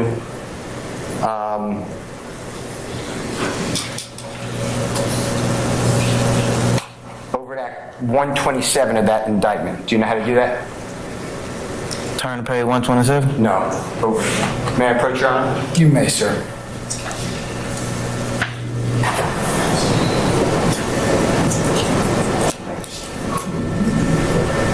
Mind if I just take this for a second?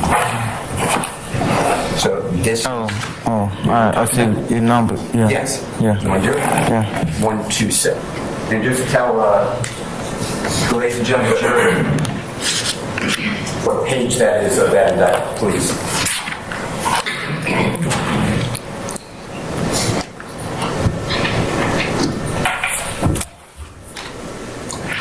Now? Say again? You ready now? Please. Oh, page 47. I'm going to show you what I've already shown to the Honorable District Attorney, what I'm marking as Mr. Williams' number 17. 17. Second. May I approach, sir? You may, sir. Mr. Stevens, do me a favor. I'm not showing to jurors on purpose. I'm not trying to be rude. But just do me a favor.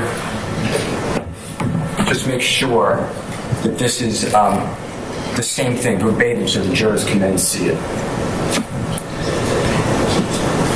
Verbatim is a bad word. Make sure that what I'm showing you is Mr. Williams' number 17 is what's written in number 127, okay? Yeah, it's the same. Okay. Your Honor, I would move for purposes of demonstrative Mr. Williams' number 17. Any objection to defendant 17?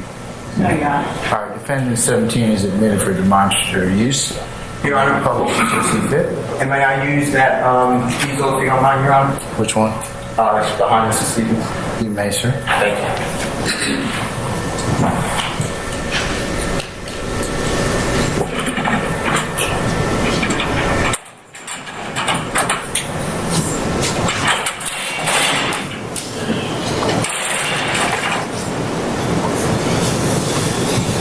Mr. Stevens, I'm putting this behind you, but you can use, we can move that if you want, or you can use the exact indictment, okay? This way the jurors can see it too, okay? Now, in your plea agreement, may I approach one more time? You may.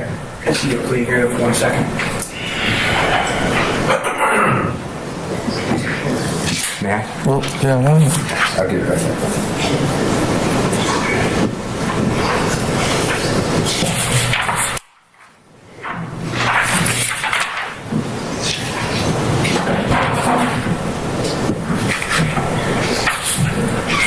And this is number 10 in the plea agreement, okay? If I'm wrong, just correct me. All right. Now, I'd like to show, you're familiar where this comes from, this excerpt comes from, aren't you? Yes. And this is a chat, right? This is a private chat. You know what I'm talking about? Yeah. And is it on Instagram? Yes. And you're in that group chat or along with Mr. Williams and other people, fair to say? Yes. Okay. And the prosecutor put in a part of that chat. Do you remember seeing that this morning? Yeah. And that was not the entirety of the chat, was it? What the prosecutor put in?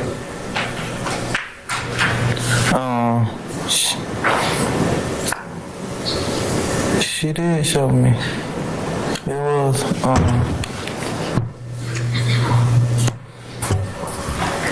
that she showed me.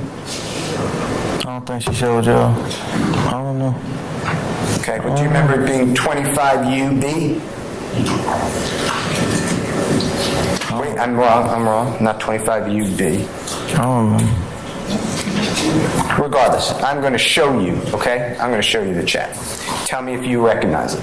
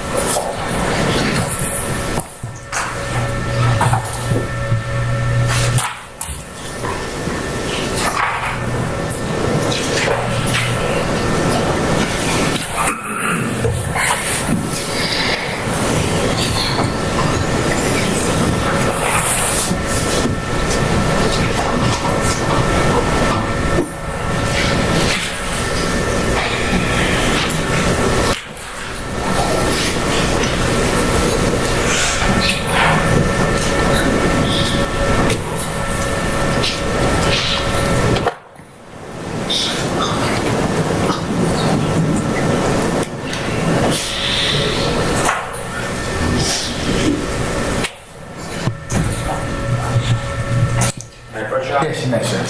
I'm going to show you what's been marked as Mr. Williams number 2. Take a peek at that. Tell me if you recognize that.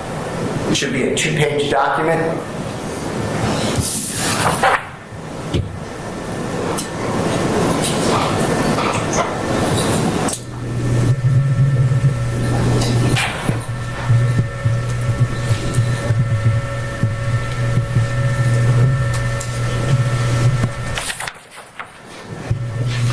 Yes. Okay.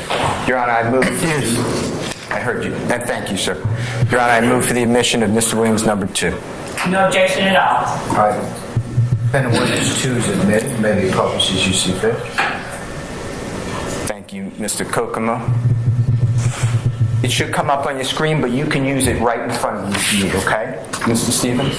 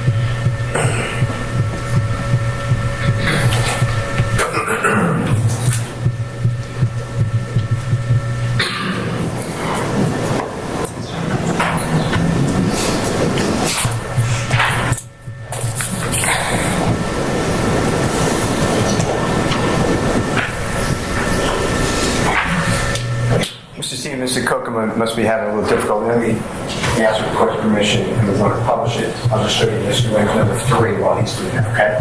May I approach, Your Honor? You may, sir. Tell me whether you recognize that market, Mr. Williams number 3.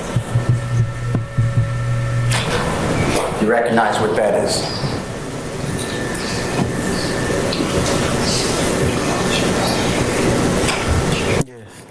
Okay, and does it accurately depict a screenshot? Your Honor, before getting into that, I object and ask that the witness testifies how he recognizes it. I stand as to form. Can you lay some more foundation, sir? Is that part of the chat? Yes. Okay. And I know it's a piece of paper, but is that a screenshot of what was attached to the chat? Yes. Okay, Your Honor, I will move for admission to number 3 of Mr. Williams. Any further objection, madam?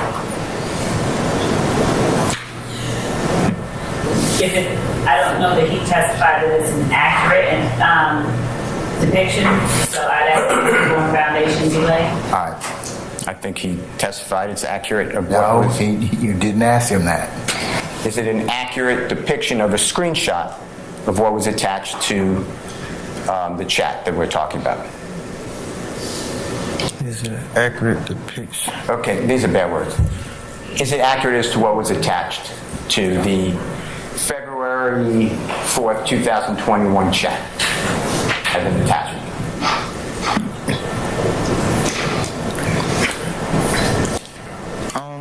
This is the exact picture, but this is what we were talking about. Okay. All right, and I'll show you the exact picture, okay? Mm-hmm. Your Honor, with that, I'll show him the exact picture. No, show it to him. See, you can continue to lay your foundation. Can you do it? I'm sorry? Hold on a second, Mr. Steele. He's trying to be admitted. All right, try now, sir.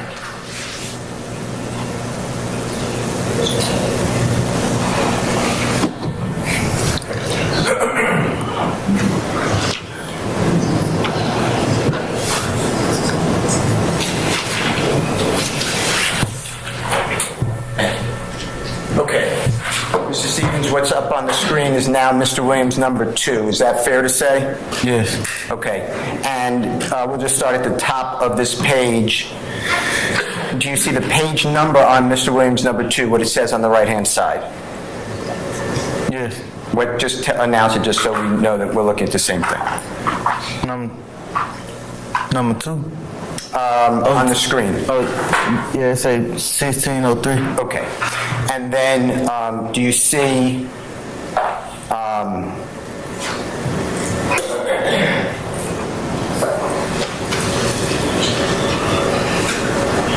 the very top, it says author. Do you see that what I'm talking about?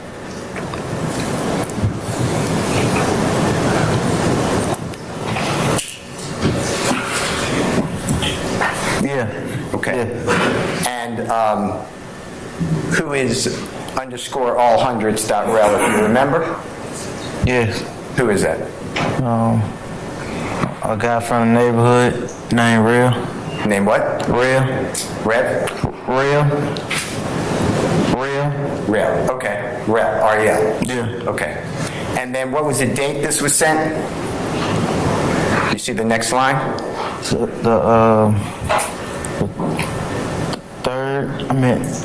March the 2nd, 2021. Okay. Could you, and that's fine. But could it be February 3rd, 2021?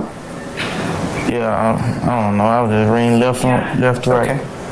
Okay. Madam. And the next line, it says body. You see that? Yes. And what is body, if you know, in this type of chat? Okay. Thing like the subject or something. Okay. And what does it say? I like fitting. Do you know what the rectangles are next to it by any chance signify?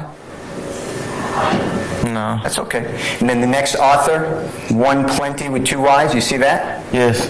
And then that's sent the same date, Yes. 2/3/21. Yes. And then it says Floyd got him beat. You ever see that? Yes. Do you know what that's referring to? Yes. Tell the ladies and gentlemen jury. I think 50 Cent and Floyd Mayweather was talking about fighting or something. One more time. I think entertainers 50 Cent and Floyd Mayweather were talking about fighting. Okay. And Floyd Mayweather is what is he? A box. All right. Next one is again, plenty. You see that with the 2 Y's? Yeah.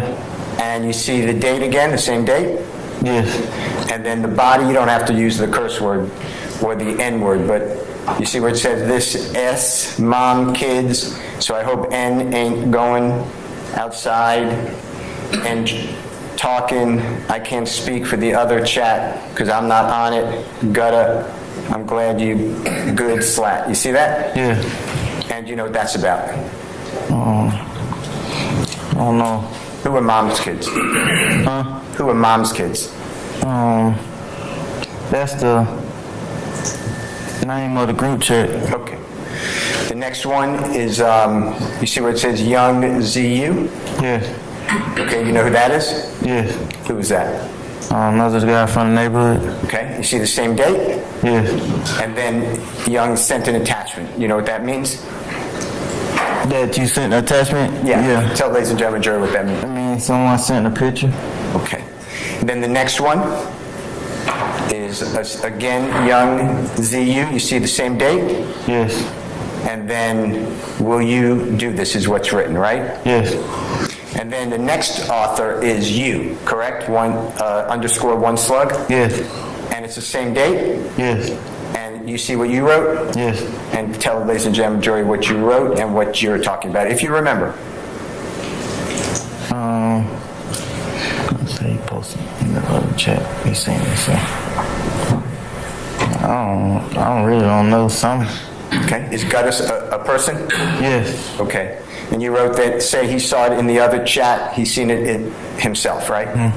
You're talking about seeing some picture or item? Yeah. All right. The next one is from Gutta, one underscore, you see that? Yes. And he's responding to you, is that fair to say? Yes. And what did he say? So somebody told him I only sent the video in the other chat. Okay. Do you remember what video he's talking about? No, I think they talking about. I ain't sure though, but I think they talking about somebody slept with somebody's girlfriend. I don't know. Okay. I think that's where they was going though. Okay, the next one is, the author is Booley, double Y1, you see that? Yeah. Now we're on the next day, you see that, 2/4/21? Yes. Okay, and then you see what it says, date created, it says unknown, Yeah. and above that it says body, Instagram user sent an attachment. Yeah. Tell the ladies and gentlemen jury, is it the same attachment you just said, like a picture? Yeah. Okay, and then it says underneath that, you see where it says under text, T-E-X-T, you see what I'm talking about? Yes. And it says yo at Little Uzi Vert, you see that? Yeah. Do you know who Little Uzi Vert is? Yes. Tell the ladies and gentlemen jury. Entertainer, rap artist. Okay. And do you see the next one, URL? Yes. It gives an Instagram. Yes. Okay. The next one is author 4KT. You see that? Yes. And you see it's the same date of February 4th, 2021. Yes. And what did he write? This real? Okay, I want you to think about it. Do you know what he's referring to? Yeah. Tell the ladies and gentlemen jury what Forte is talking about. He sent,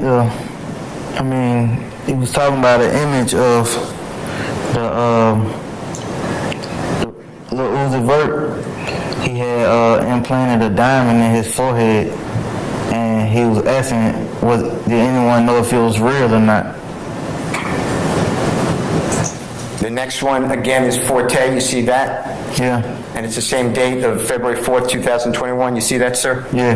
And then the body, that N, Uzi Crazy, and then the rectangles. Yeah. F it, I guess, when it's up, it's up. You see something like that? Yeah. All right. The next one is, again, under underscore all hundreds, rel. Dated same date. That boy, take a punch in the head, it's over. You see that? Yes. And what, if you remember, is that referring to? The diamond implanted in his forehead. And whose forehead? Uzi Vert. Okay. And the next one again is KT. You see that? Yes. And the next one is same date, is all hundreds. You see that? Yes. And then you see what it says on the body? Yes. What does it say? The proof sent an attachment. Okay, is that the same thing, a picture or video? Yeah. All right. On the next page, you see on the upper right corner what page number that is? Yeah. You see where it says, what page number is that, sir? 1604. Okay. And then you see under the text, Yes. and what does it say? It's a competition now. Tory Lanez just got a 87 billion piece put onto his forehead now. And who is Tory Lanez? Not a rap artist. And what is your group referring to in this? That he supposed to put a diamond in his forehead, implant in his forehead. Mr. Steele, can I ask you to pause just a second? Sure. Ladies and gentlemen, how about a break? Okay, all right. Ladies and gentlemen, we're gonna take a break. Plan on coming back a little right before 4 o'clock, and then I'll let you know what the rest of the day will lead for you. Okay? All right. So remember my admonitions. Can ask you to retire to your headquarters. All rise.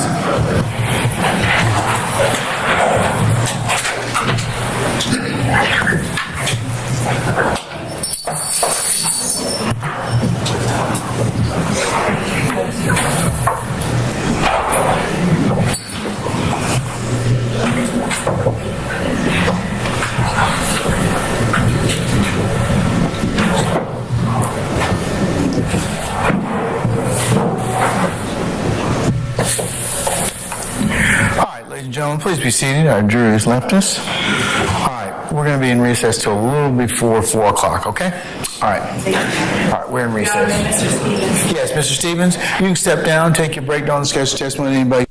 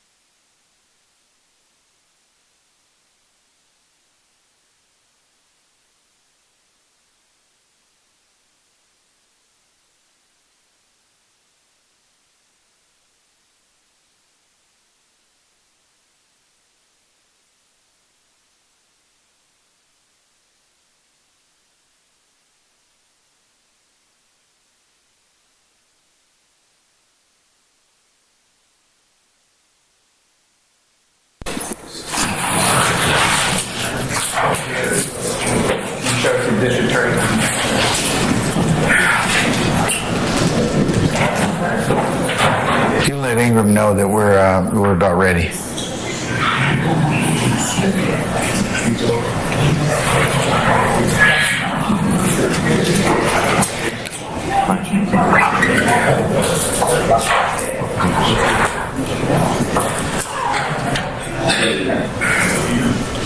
All right, can we have let's see, Mr. Stephens rejoin us, please?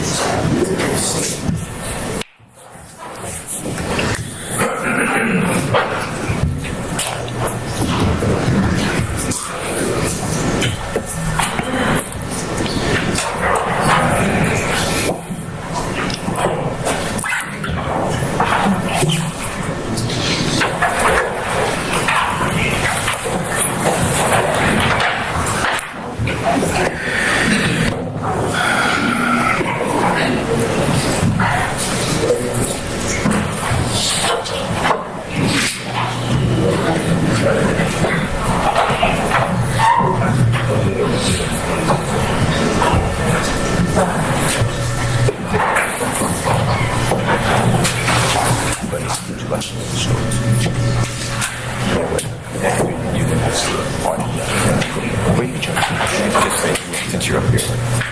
You got it. This will be 3A. All right, ladies and gentlemen, please be seated.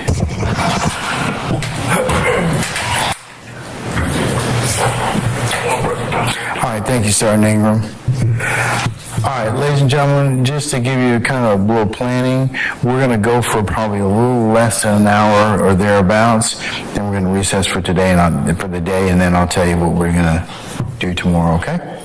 All right. Mr. Steele, whenever you're ready, whenever you get your AV set up, you may begin, okay? Yes, sir. And, All right. Your Honor, with the court's permission, can Mr. Kokomo approach Mr. Stephens and show him the exhibit on the computer? As long as he doesn't make any furtive movements, he'll probably be okay, right? Do you understand what furtive means? Okay, don't worry about it. Just no sudden movements toward our witness, okay? All right, come on up.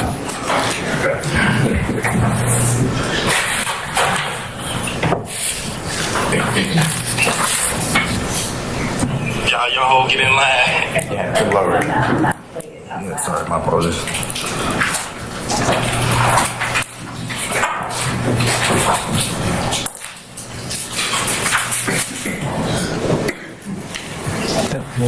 Mr. Stephens, did you see those two items that you were just shown by Mr. Kokomo? Yes. And do they fairly and accurately depict what was depicted on the chat that we're going through, which is, I believe, Mr. Williams, number 2? Yeah. Let me ask you a better question. Is that part of the chat that we're talking about? Yes. Okay, both of them. Is that fair to say? Yes. Your Honor, I will move. I'm not up to it yet, but I will move for the admission of, and I believe I marked it, Mr. Williams, number 3.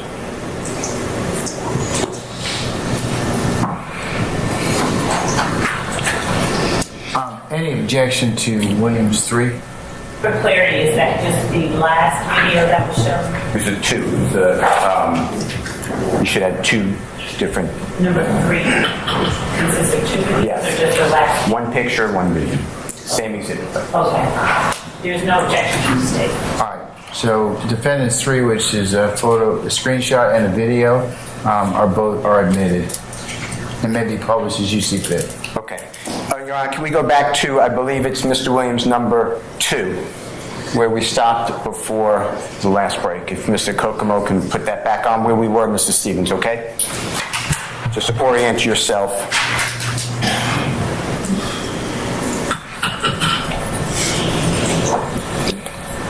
We're just waiting for it to come on the screen, okay?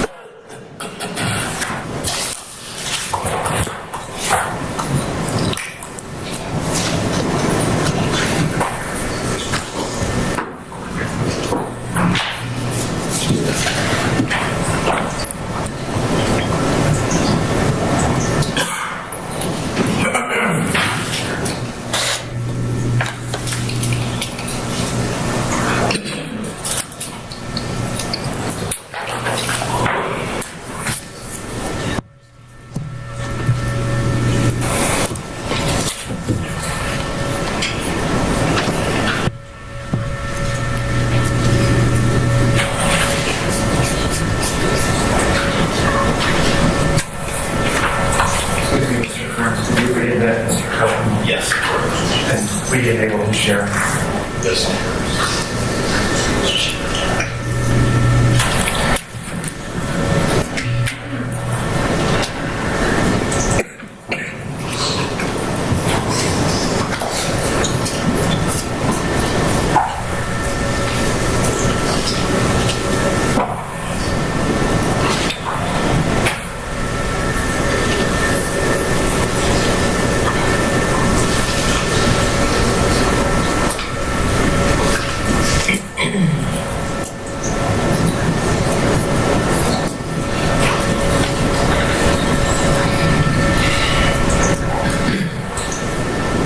While they're working that out, Your Honor, may I just proceed? Yes, yes, sir, you certainly may. Okay. Mr. Stephens, I'd like to show you what I'll mark as Mr. Williams number 4.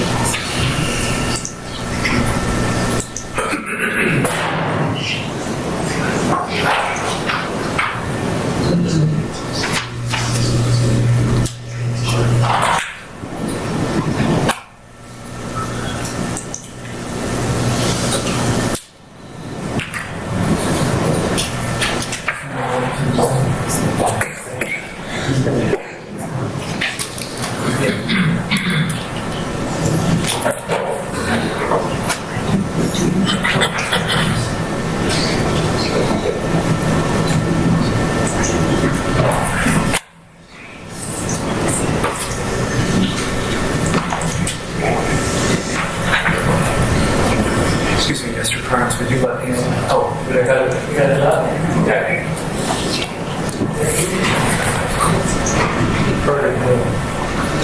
Okay, while Ms. Love is looking at number 4, let's go back, okay, to where we were. This should be Mr. Williams number 2, is that right?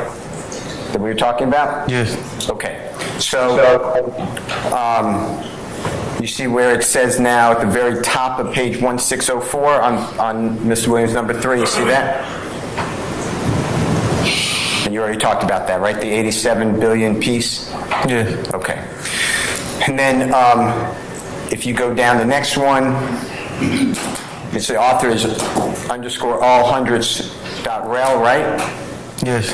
They tripping now. Tell ladies and gentlemen, jury, what that means to you in this context.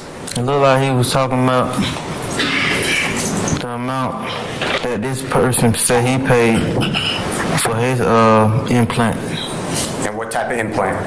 A diamond implant into his forehead. Okay. And then the next one, 2B, the Z, G9, P cap, you see that? Yes. And what does that mean? Cap with a K. He's saying that he don't believe the first author. All right. Now the next one I'd like you to focus on. The author is Thugger1. Whose Instagram handle is that? Jeffrey Williams. All right. And this is, again, February 4th, 2021? Yes. And do you see what Jeffrey Williams wrote? Yes. What did he write? YSL rule the world, kid. 24M on in head. Okay. I'd like to now show you your next line. You responded thereafter, right? Yes. 4 minutes later or 8 minutes later approximately? Yeah. True? Yeah. And that's the same date, February 4th, 2021 we're talking about? Yes. And this is all in the indictment, right? Yes. And then you wrote what? Came from nothing for something. All right. And then there's another video being shared on the next person, right? Yes. All right. I'd like to now play for you. You've already identified Mr. Williams number 3 and 3A, okay? Yeah. And show it to you, and you walk the jurors through what it is.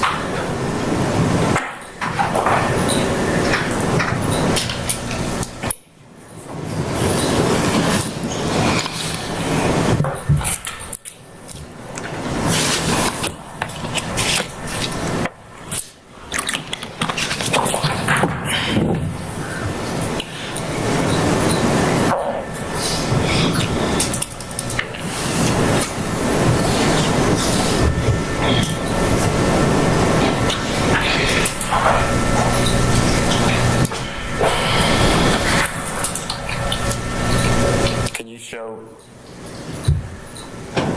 when you can you play it? With the sound, please.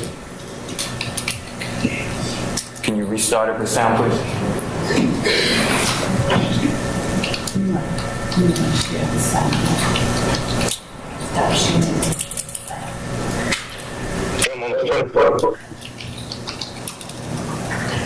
Hey, y'all get in line. And slide through the world. Believe it. Spend 24 million on their heads. You know, put 24 million on the front of your head. Y'all get in line. Who is that speaking? Jeffrey Williams. And what did he say, ladies and gentlemen, jury, to your understanding? And what's he talking about?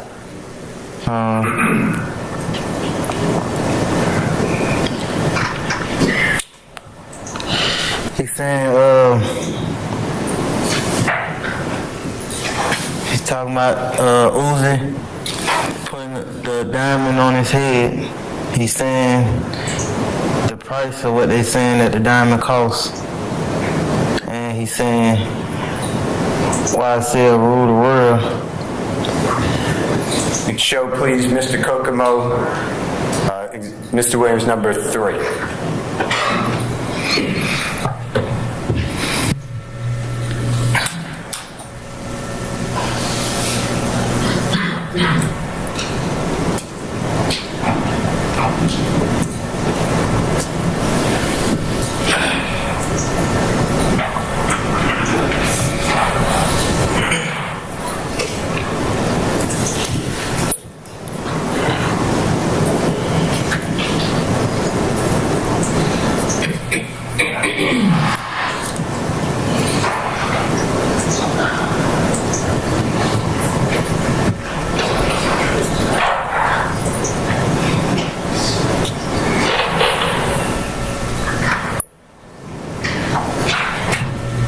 Do you see that picture on the right? Yeah. And who is that, if you recognize that person? Uzi Vert. And the rapper that you talked about earlier? Yeah. And what is on the center of his head, or purportedly? That means, what's it supposed to be? An implant of a diamond. And does he say $24 million? Yes. All right. Tell the ladies and gentlemen jury, is that what the chat was about that is referenced in overt act number 127, count 1? Yes. What does that have to do, just tell the ladies and gentlemen jury, with expanding and helping the reputation of YSL gang?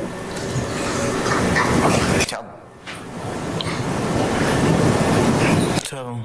Yeah. How does that help the reputation in a criminal setting of a YSL criminal street gang. How does this statement by Jeffrey have anything to do with a crime? I don't know. Okay. Tell, ladies and gentlemen, jury, how this increases street credibility for a gang crime organization.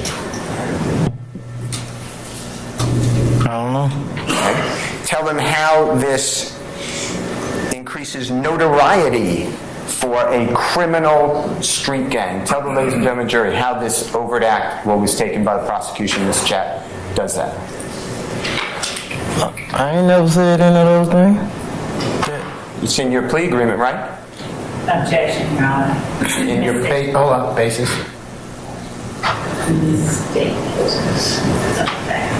Not evidence. I'm gonna overrule the objection. Go ahead. In your plea agreement, correct? Yeah. Okay. It's also in the indictment, right? You're familiar with it? Right. Okay. I'm going to ask you, this chat, is this public? Meaning, if one of the jurors or the court reporter wanted to read it without being a search warrant, law enforcement, were they included in this? No. Was this anything to broadcast to people to beware of YSL, the criminal street gang? No. This has nothing to do, this is just friends talking, right? Right. Okay. I'm going to show you what I've marked and shown to the district attorney, Mr. Williams, number 4. If I approach your honor? You may, sir. Yes, sir. Yes, I said yes. Mr. Stevens, I'm approaching, okay? Yeah. It's number 4. Anything, by the way, before we leave Mr. Williams, number 2, anything else significant about that chat that has applicability to any type of criminal activity for a criminal street gang or some criminal organization? No. Okay. Take a peek, if you don't mind, at number 4 of Mr. Williams, dated today.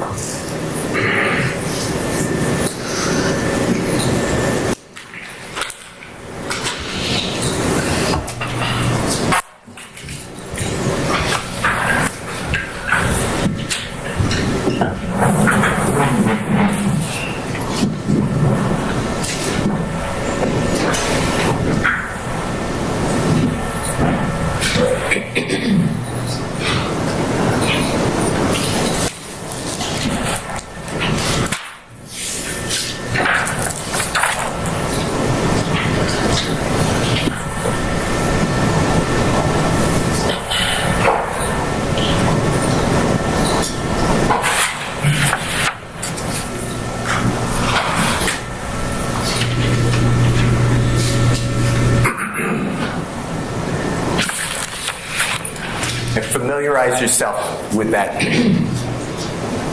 as best you can, and just tell us when you're ready to discuss it, okay? All right. It's a lot. I'm just reading over. That's fine.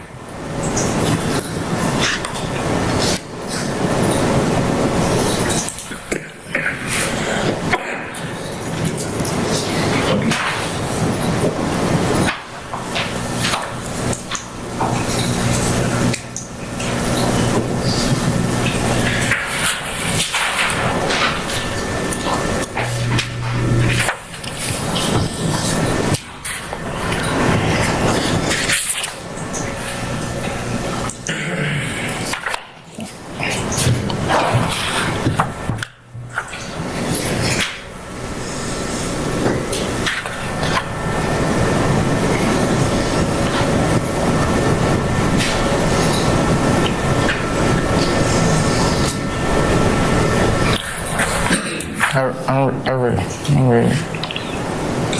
I couldn't hear. I apologize, Mr. Stevens.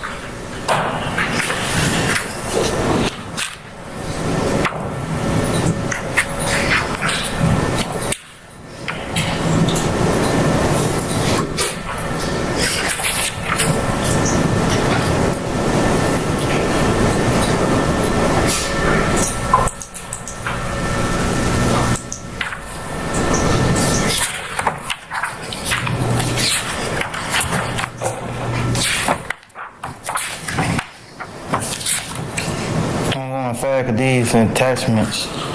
One more time. I said I was flipping through the last one because they just attachments. Okay. Yeah, I ain't got nothing to read. Okay, that's fine. Take your time. Tell us when you're ready.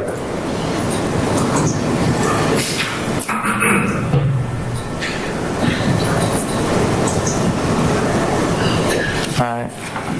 Does what is shown to you as Mr. Williams number 4, does that accurately depict the chats that you were included in around the time in February 2021 that we're talking about? Yes. Okay. And are there anything that you remember, except for the attachments? I know it's paper, there's no attachments, but is it accurate otherwise? Yes. Your Honor, I move for Mr. Williams number 4 to be admitted into evidence. Any objection to defendant Williams 4? No, Your Honor. All right, defendant Williams 4 is admitted and may be published as you see fit. Mr. Kokomo, can you try, my friend? And thank you.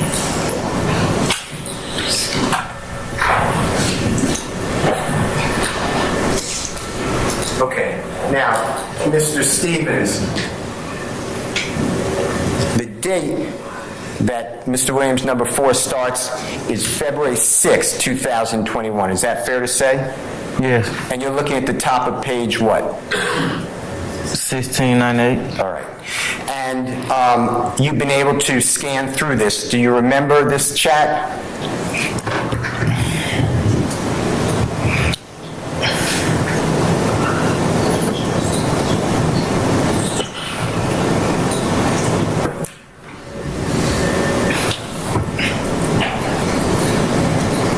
I'm trying to remember the exact direction the conversation was going in. But yeah, I remember it though. Okay, that's fine. Yeah. And I couldn't hear what you said. I said I was trying to remember the exact direction that the conversation was going in with. And is it fair to say that this chat is about different things, but it's about paying rent money? Yes. And who was the participants about who's paying rent, the concern about paying rent? Who was talking about that? Want me to go through and read it? If you don't mind, just tell us who the people are that's talking about paying the rent. And tell us what page you're on and where you're looking. All right. You look at page 1, by the way? Yeah, I'm on the first page. Okay. And that's 1698? Yes. Okay. And just tell us where. So I started at the bottom of 1698. Okay, Mr. Kokomo, if you can go there. No. Okay. And is that you, the third one up from author on the bottom, underscore 1 slug? You see that? Yes. Okay, now this is the 6th of February 2021, right? Right. Before we go too far, is it fair to say that this is now 2 days after the little Uzi Vert 24 M's on an N's head? Is that true? Yeah. Yes? So in the indictment, when it has count number 127, and it states that this is on February 4th, 2021, this next series of conversations is actually 2 days later. Fair to say? Your Honor, it does not say count 127. Sorry. I agree. Why don't you just rephrase, Mr. Steele? Overt Act number 127. We're now about the last part. If you look at Overt Act 127, Yeah. it says, y'all just start bringing me the money, manual, and stop playing with me. See that? Yes. This is 2 days later, right? Yes. Okay. All right, now let's go. So we're at the bottom of the first page on Mr. Williams number 4, and it says, since everybody, you see that where you wrote that? Yes. All right. And it reads, since everybody on the tight, I think it means time, let's chop up 1,500, or let's chop this 1,500 up that was due yesterday yesterday the 5th. You see that? Yes. Tell the ladies and gentlemen jury what exactly you're talking about.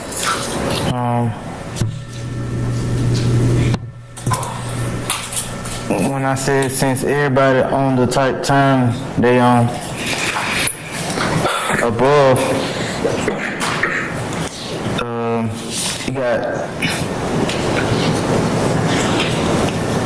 you got two guys talking about the Chiefs and the Buccaneers game.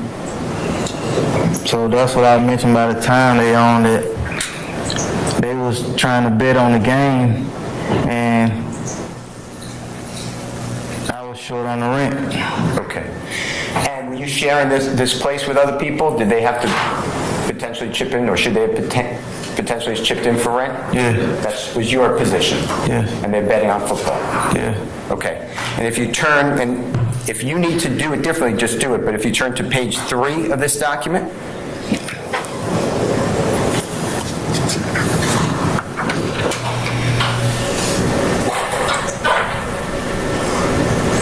Go to 3. actually 2, the very top of 2. Mine not number 1, 2. Mine number 1699. Go up a little bit. Go up a little bit. 1699 is perfect. Just go up a little more, see who wrote that, please. This is 4K Tay. And what's he talking about there? You see where he writes on 1699, the very top? Yeah. What's he talking about? I'm one of the ones ready to pay whatever he need me to pay. What's he talking about as far as you remember in context? He's saying if someone needs some help, he ready to help. And what's it for? For rent. Okay. And rent means on a house, right? Yes. Okay. And then if you keep going down on that page, 1699, anything on that page that is important to the rent? Yeah, I said nobody paid these people. Okay. And what are you talking about? The people we rent the house for. Next line that you wrote? What does that have to deal with? Y'all can just put what y'all got in the kitchen whenever y'all come in. And what is that pertaining to? Like basically, if you got something putting toward the rent, you can just leave it in the kitchen and I know what it's for. Okay. And then Thugger 1 is right after that saying yo. You see that? Yeah. All right.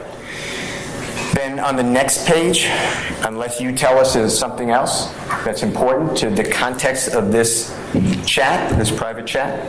Yeah. See where it says can't afford no 1,500 a month? On page 1700.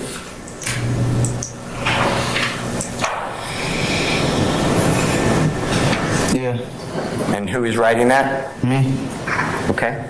And this pertaining to what? The rent? Yeah. Okay. Is it fair to say that this whole chat, there's other things, there's football in there, there's other conversations, but it's about rent? Yeah. Okay. And then if you go to the middle of that same page, you see where it says, I paid last month?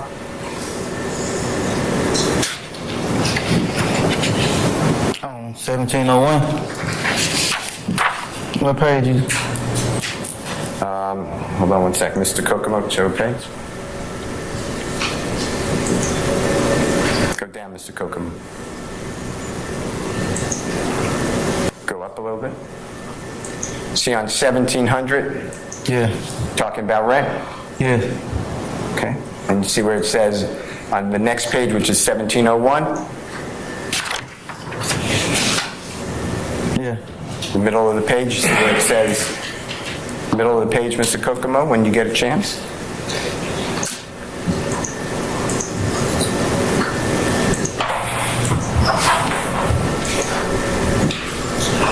See where you wrote, the center of the page, you all know I paid last month rent by myself. Here goes some right here. Slug, I know what you did. You see that? Yeah. You're talking about what? I paid the rent by myself. Okay, no one's helping you pay rent, right? Yeah. And you're struggling at this point, right? Yeah. Okay, then if you go to anything, tell us if we're skipping anything important, but otherwise if you go another 4 pages on the bottom,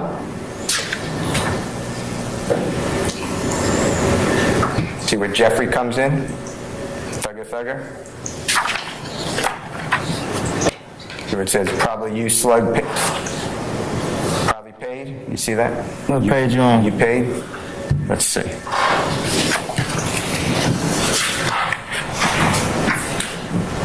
Oh, yeah. What page are you on, sir? 1705. 1705, Mr. Kokomo, if you don't mind.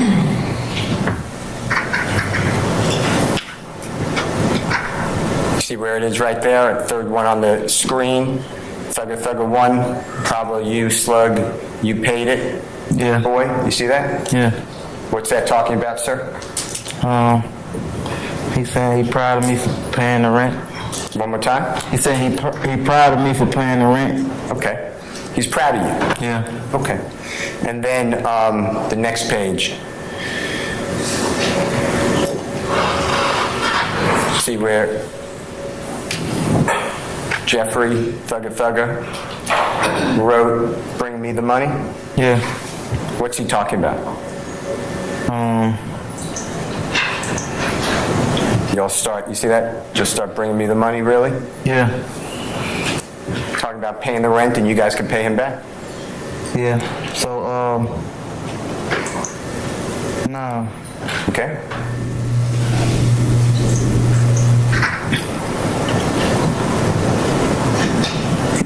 He's basically saying, because he was helping out, and he was basically saying, like, I'm helping out while my money ain't making it to the right person's hand that it's supposed to be making it to. Okay. He's helping guys out with the rent, right? Yeah. What does that have to do with, you see overt act number 127 in your indictment?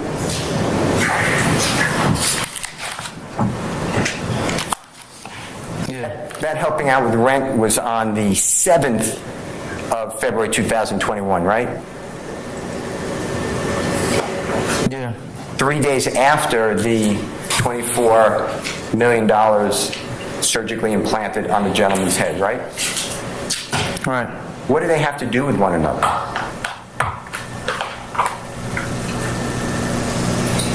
None. Okay. And what is so sinister about Jeffrey helping out when you can't pay the rent? Sinister is a bad word. Let me redo it. What is y'all start bringing me the money have to do with increasing the reputation of a criminal organization? Tell the jurors. Your Honor, I'm going to object. Basis. The court should give the law. I'll sustain it. You can rephrase it, Mr. Steele, okay? This is in your plea agreement, right? This being what, sir? This statement is in your plea. You agree that this... Why don't you referring to it? Okay, number 10, I believe, in your plea agreement. I believe it's number 10. If I'm wrong, just correct me.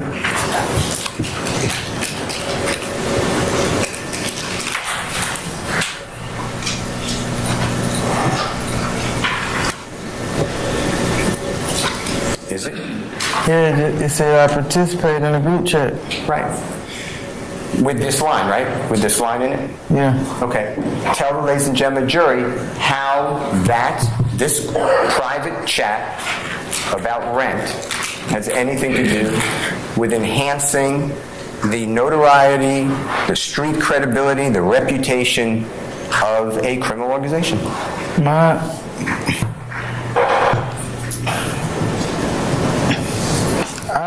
I agreed to this because it said that I participated in a group chat, and that's what I did, so. I understand. Let's go to the chat, though. Why is that chat inappropriate? I don't really agree to it because it said I participated. I ain't no other reason. There's nothing to do with any crime, right? No. Your Honor, I object again. I'll sustain the objection, Mr. Steele. You were part of this conversation, right? Yes. Tell the ladies and gentlemen, jury, how this conversation had anything to do with any crime that Jeffrey participated in at all. Your Honor, I object. I'll state as the form of the question, Mr. Chair. You may need to rephrase it.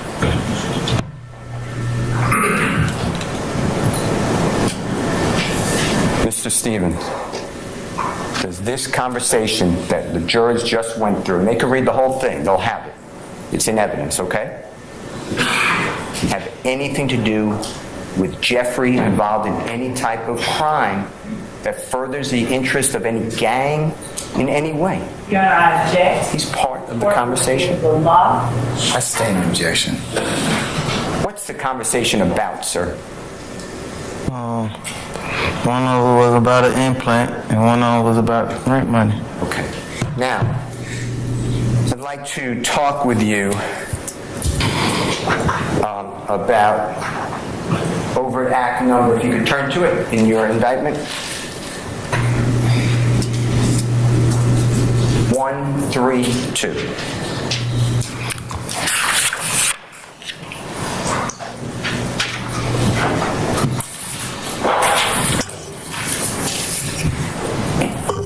You see that? And I'm going to show you, and you do me a favor.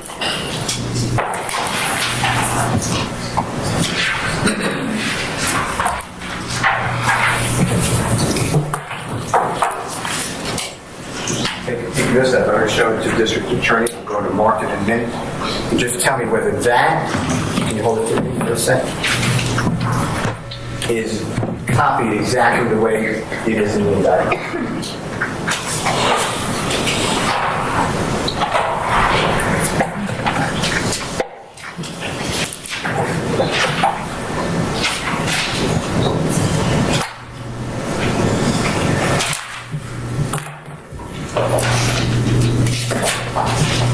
Yes. Your Honor, I'm marking it as Mr. Williams, number 18, for demonstrative purposes, asked to display it to the jury. Any objection to defendant's 18 for demonstrative? I have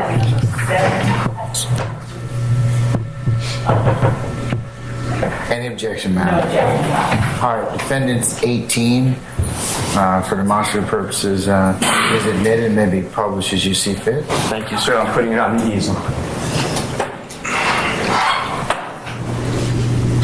Mr. Stephens, it's the same thing. You could use the indictment if you need to see it behind you. It's right behind you, okay? Mr. Stephens, I'm going to show you Mr. Williams, number 7.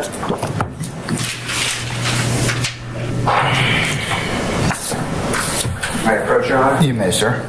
Tell me whether you take a peek at this, if you don't mind, sir. Tell me if you can recall and recognize what I've marked as Mr. Williams, number 7.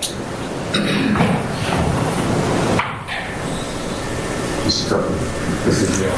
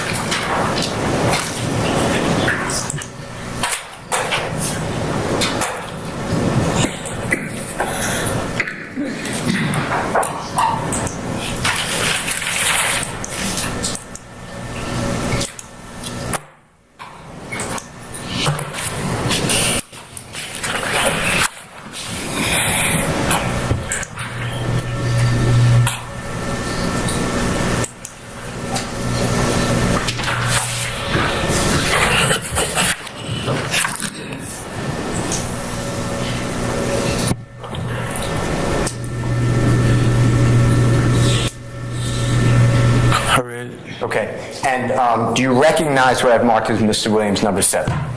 Yes. And is it accurate, meaning is it, to the best of your memory, what was the chat? Yeah, this is in the chat. Yeah. Okay.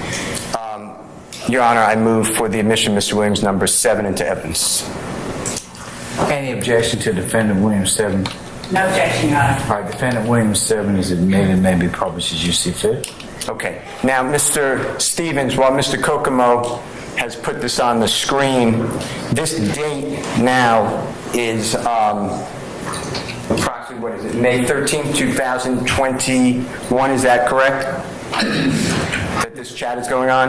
Yeah. And again, this is an Instagram chat, correct? Yes. And it's between you, Mr. Williams is on there as Thug 1, right? Yeah. And then other people, friends are in there, right? Right. And this is not something that's public, is that true to say? Right. This is just a private conversation until now it's in open court, right? Yes. All right. And in this group text, and it starts at page 3242, you see that at the top? Yeah. Tell the ladies and gentlemen, jury, what's being discussed. I'm trying to see if I can remember. So you want me to read it from the top? We could, but do you remember? Did it refresh your memory about a gentleman? I read it before. Okay. I mean, of course, this was one of my overacts in the indictment. Right. Yeah, so I read it. Okay. And I was then trying to make some sense out of it. Okay, well, let's tell the ladies and gentlemen, jury, what is. Is it fair to say there's a man named Instagram handle, Gutta, Gutta, on this? Yes. And you're having conversation along with other people Yeah. with Gutta, you remember that? Yeah. And is it fair to say that Gutta falsely told your girlfriend that you were cheating on her, something like that? Is that true?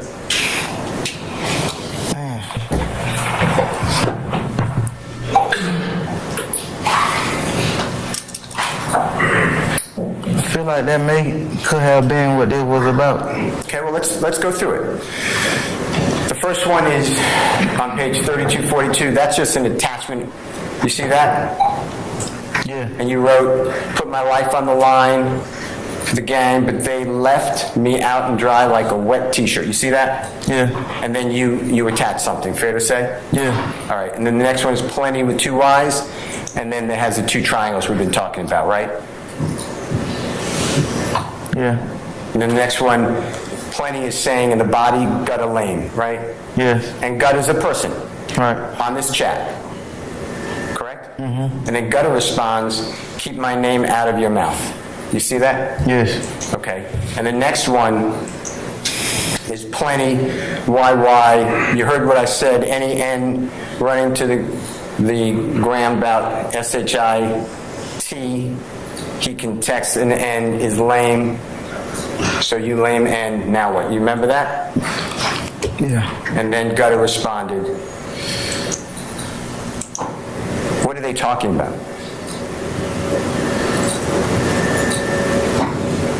Yeah, I feel like God was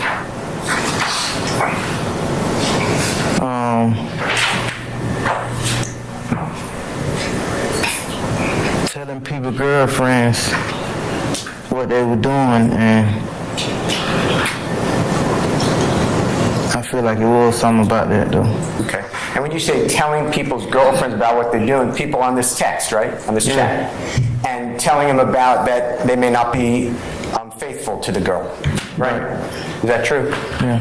Okay. And then as we go down it, you start responding on the next line, right?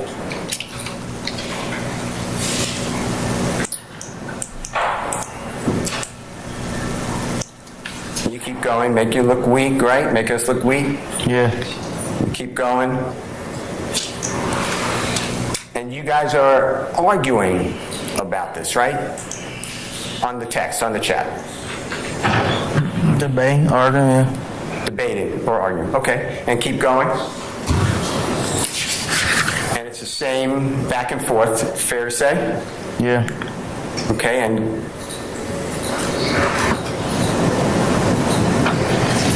keep going. And then eventually Jeffrey handle comes on Thugger 1, right? Yes. Right there. You see at the very bottom?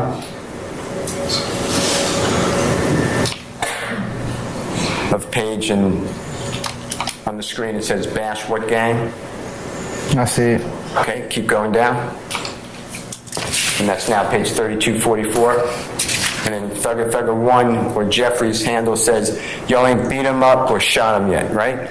Yeah. And that's the part that's captured in Overt Act 132, right? Yes. And then the next line is, y'all ends getting soft, right? Yeah. Who is Jeffrey talking about? You ain't beat him up or shot him yet. You remember?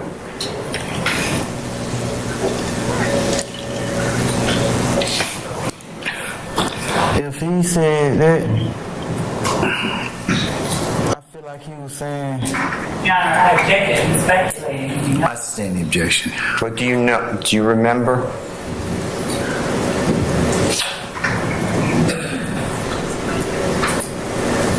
so I remember what he was talking about or who he was talking to. Yeah, I mean, he was talking to who? Who's Jeffrey Williams or Thugger 1 talking with? In the chat. Gotta be talking to both of us. Right. And what's he, and how did you take it?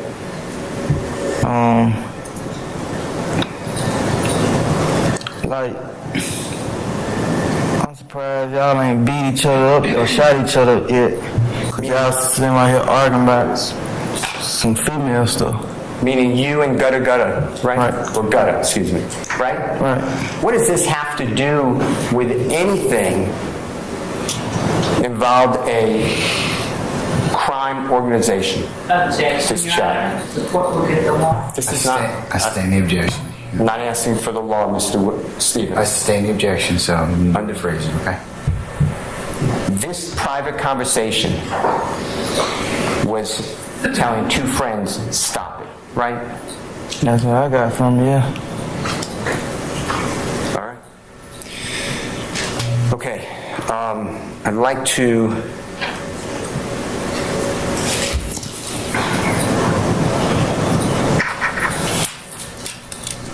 show you what I've marked as Mr. Williams number 5.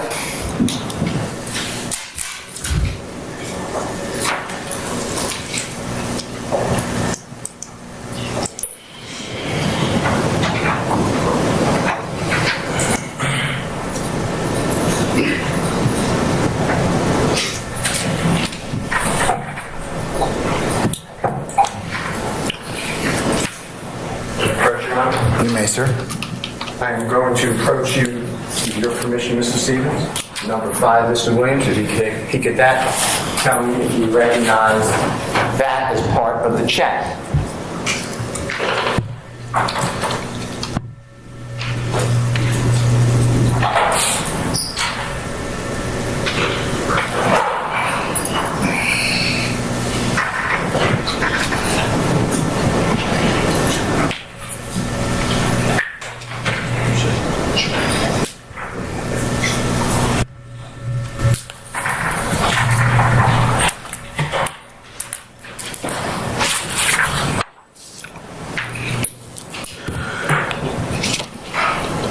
Remember that, Mr. I'm not rushing, Mr. Stephens. Take your time.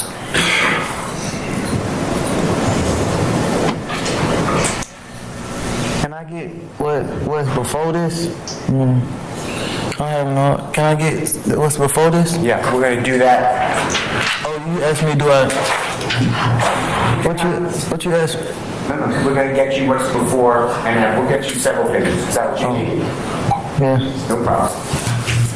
Let me show you what I've marked as Mr. Williams number 7, I believe, very much. Number 6, I apologize. Tell me if you recognize this, okay? First, Your Honor? You may, sir. I will get you more pages of the other one, okay? Can I take that other one back for a moment?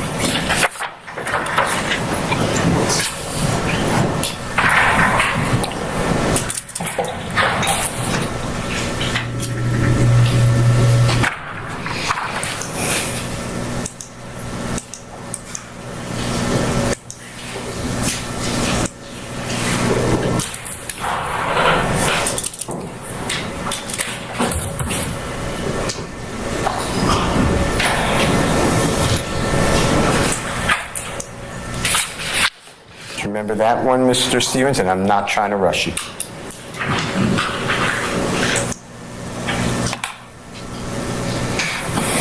I don't remember, but I read it. No. We're going to put it down. All right. Thursday, you were asked questions about, on your birthday, being at, going to see, paying $500 to go see one of your favorite artists. You remember that? Yes. Okay. And you were asked a question, or a series of questions. Why weren't you with Mr. Williams in Louisiana on your birthday? You remember that? Yeah. Okay. I want to talk with you about that. Have you ever been taken by Mr. Williams to his concerts? Yes. Have you ever been taken on tour or part of a tour with Mr. Williams? Yes. Let me show you what I'm marking as Mr. Williams number 19. Tell me whether you recognize this. May I approach your honor? Yes. Take a look at that. If you don't mind, can I take this one back? Thank you.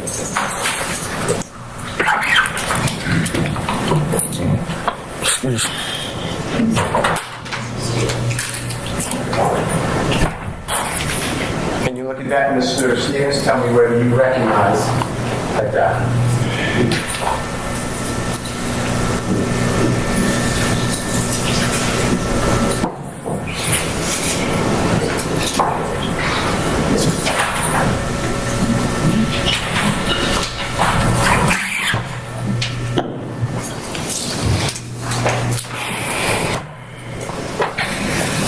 You recognize that? This? Yes, sir. No. All right. Do you remember Mr. Williams going on a tour of the United States of America and performing in year 2015? I know about the rodeo tour, but I've never seen that book before. That's fine. That's fine. Tell the ladies and gentlemen, jury, if the rodeo tour was Mr. Williams touring and performing throughout America. Yes. Okay. And do you remember he was touring with another artist? Yes. Do you remember who that artist is? Yes. What's the artist's name? Travis Scott. Okay. And do you remember that tour started? Let me take a moment.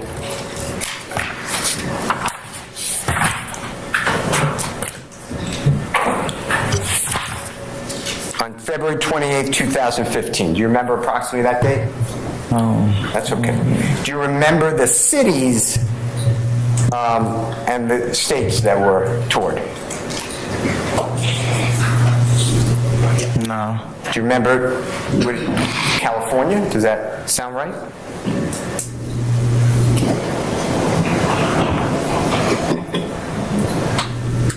So I know that it was like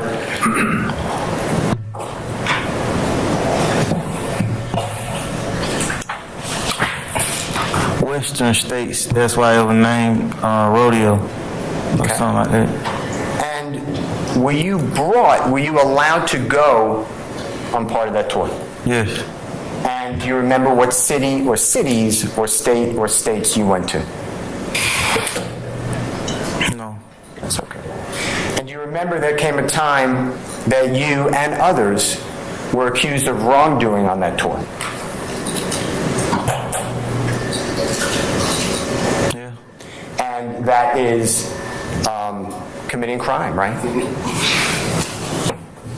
Yeah. Okay.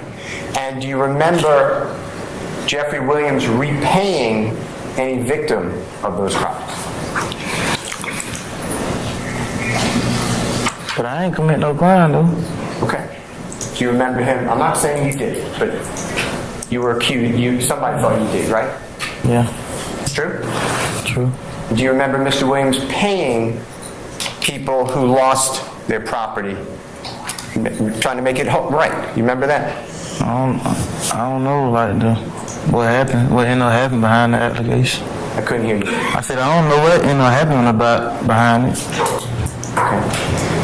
Is it fair to tell ladies and gentlemen jury that you were sent home from that tour? sent home. You were told by Jeffrey that you could not continue, right? Right. Okay, so when the district attorney asked you later that year on your birthday, why weren't you in Louisiana? You were actually sent home from a tour, right? Yeah. Now, the district attorney said a lot of questions to you about YSL like they're one. You remember all those questions? Like YSL's like a group, always together. Remember all those questions? Objection to compound. I stand the questions to form. You can rephrase it. Okay. Do you remember questions about YSL is together? Remember that? Her asking you those questions? Yeah. Jeffrey Williams, from early life, he was not on Cleveland Avenue much, was he?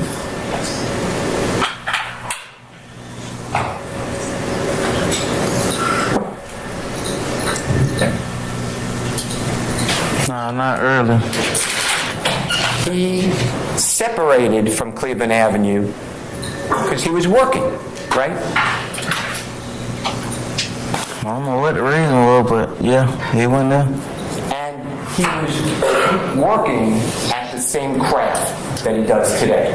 He's a performer, right? Yeah. And you knew that eventually he had homes, various homes, right? I know. You never knew he had homes in California? I know now, but yeah. Okay. And you weren't with him, right? Yeah. He didn't put you on the lease, right? No. He didn't take you with him, right? Right. He didn't pay for you to get out of Cleveland Avenue, right? Right. In fact, he didn't do that for anybody there that you grew up with, right? I know about me. Okay, we'll talk about you. But Jeffrey would encourage you, isn't it true? And gave you opportunities to have a job with him if you wanted it, right? He would encourage me to start selling drugs. One more time? I said he would encourage me to start selling drugs. Yeah, he wanted you to stop committing crime, right? Tell the jury. Yeah.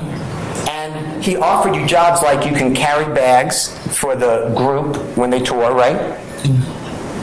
Tell the jury. Yeah. And he gave you opportunities to try, I'm not saying it's for everybody, but try to perform rap music in the studio, right? Yes. He gave you opportunities, if you wanted it, to possibly try to organize, because they do a lot of packing up the equipment and the luggage, right? And pack for people, right? It was an opportunity for me, man.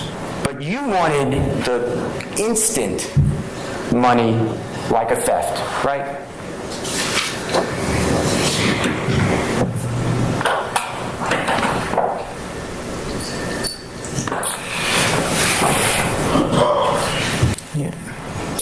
I wasn't trying to do none of that stuff, man. I can't hear you. I said I wasn't trying to do none of that stuff.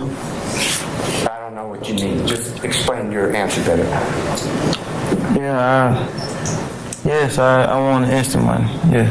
And what Jeffrey was offering you is not, he wasn't just going to give you money, but he gave you opportunities to change your life, right? Most definitely was an opportunity. I couldn't hear Yes, you. it was an opportunity. And he gave opportunities, if you know, to everybody in poverty. True? If they wanted to work hard. I'm going to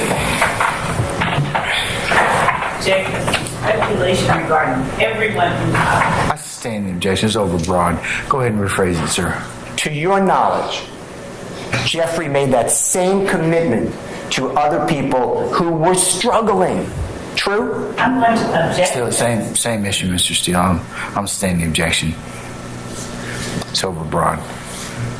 So rephrase it, please. Do you know whether Jeffrey made that offer to others? Still broad.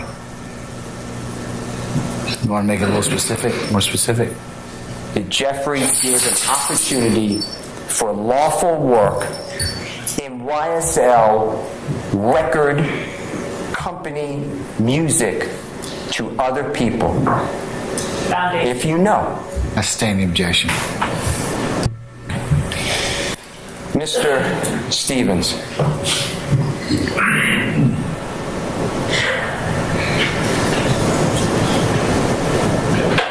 Eventually you got off drugs, right? After prison. Couldn't hear you. After prison. Okay. And you don't do drugs now, do you? No. And when you went to prison, that's different than the jail. That's different than Fulton County Jail, right? Yes. And prison is horrible too, isn't it? Yes. You're away from your kids, right? Yes. Yes. You could be 5 hours away, depending upon where you're put, right? That's true. Dangerous. Yes. And when you've been in prison before,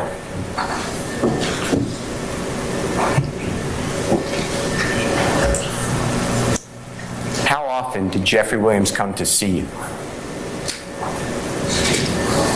You can come see me. I can't hear you. None. So according to the prosecution, you're business partners, right? That's what they're saying. You're co-founders. You really didn't co-found anything with Jeffrey. Isn't it true? He went one direction, you stayed in another. Isn't that true?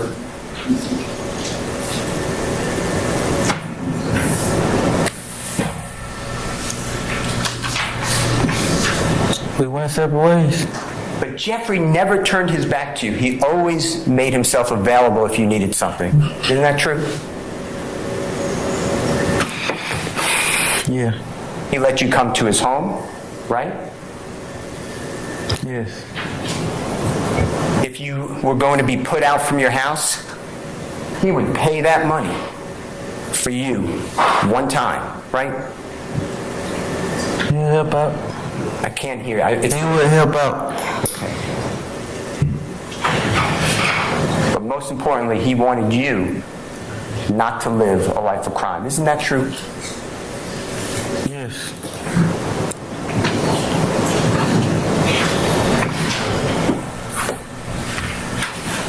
Mr. Steele, it might be a good time to just to put a pin in for today. Okay? All right, ladies and gentlemen, it's 5:15, and as I mentioned to you earlier, just 1 second. Mr. Stephens, we're going to recess for today, so what I'd like you to do is come back tomorrow morning.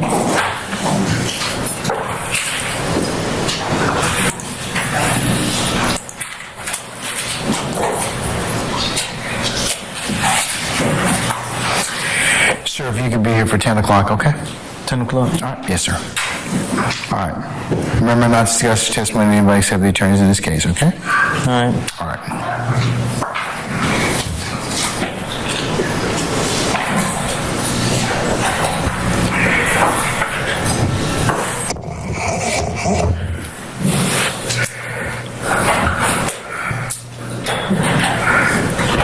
Ladies and gentlemen, let me go through with you the customary ad nauseum admonitions. Remember, leave your notepads in your basket.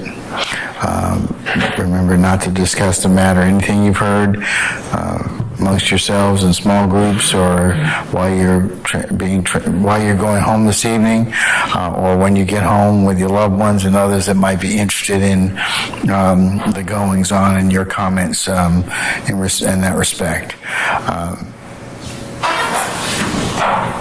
How are we doing on notepads? We good? Okay, all right. And what are you going to do if some third party tries to talk with you about this incident or about this case? Discuss. What? You can't discuss. You cannot discuss it, and you're going to do what if that happens? Report to you. You report it to me in Sarnia room, yes, immediately. All right. Okay, ladies and gentlemen, we really thank you for adhering to these admonitions. Again, remember what I told you as I did earlier. They ensure a fair trial, just trial, and lawful trial as to all sides. So we appreciate your diligence with that. We also appreciate your patience with us and your continued patience as you continue to hear this matter. So it's not lost on any of us that as well. So we thank you. Ladies and gentlemen, any questions of me at this point in time, ministerial in nature? No, sir.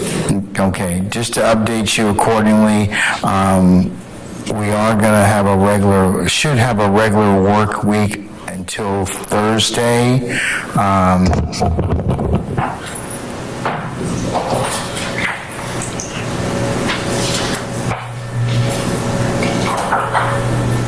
Tomorrow, the 9th, we're going to start. I'd like y'all to be here for 10 o'clock, so we'll probably start between 10 and 10:30. We should be working till about this time tomorrow, okay? That's Tuesday.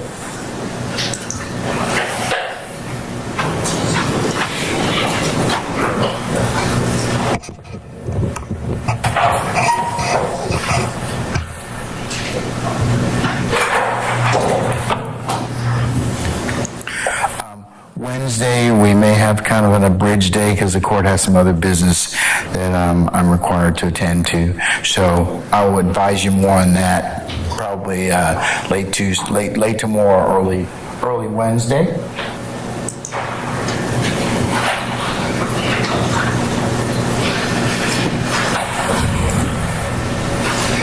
Thursday will be a half day. We're going to probably work till about almost noon, and then Friday you will have a total administrative day, as I have other business I do have to take up on that day, and then that will lead us into the King Week. So the 15th we will be off anyways, and then the 16th, 17th, 18th, and 19th.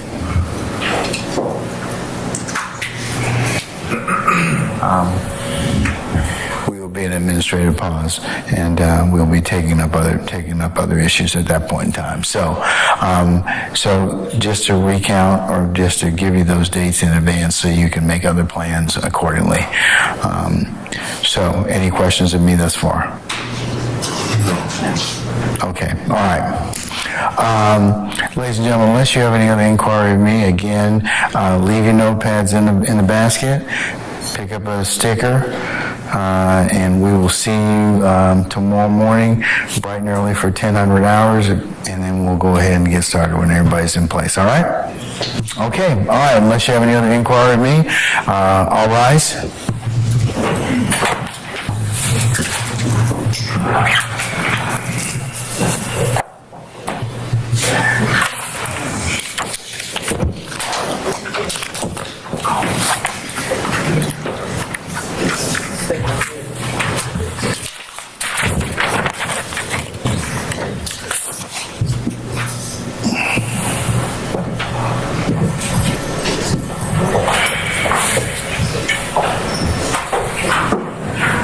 Okay, ladies and gentlemen, please be seated. Our jury has left us. Okay, counsel, is anything I need to be made aware of, or any other ministerial inquiry of you? Not on behalf of the state judge. Okay, how is our witness and other interviews going at this point in time? Is there anything I need to intervene in? I haven't heard anything from anybody. That's a good thing. So you all must be working that out accordingly. Yes, Mr. Brown, I'm looking at you. Okay, so is there anything I need to be made aware of?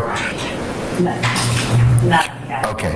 Any of them have any other counsels, defense counsels?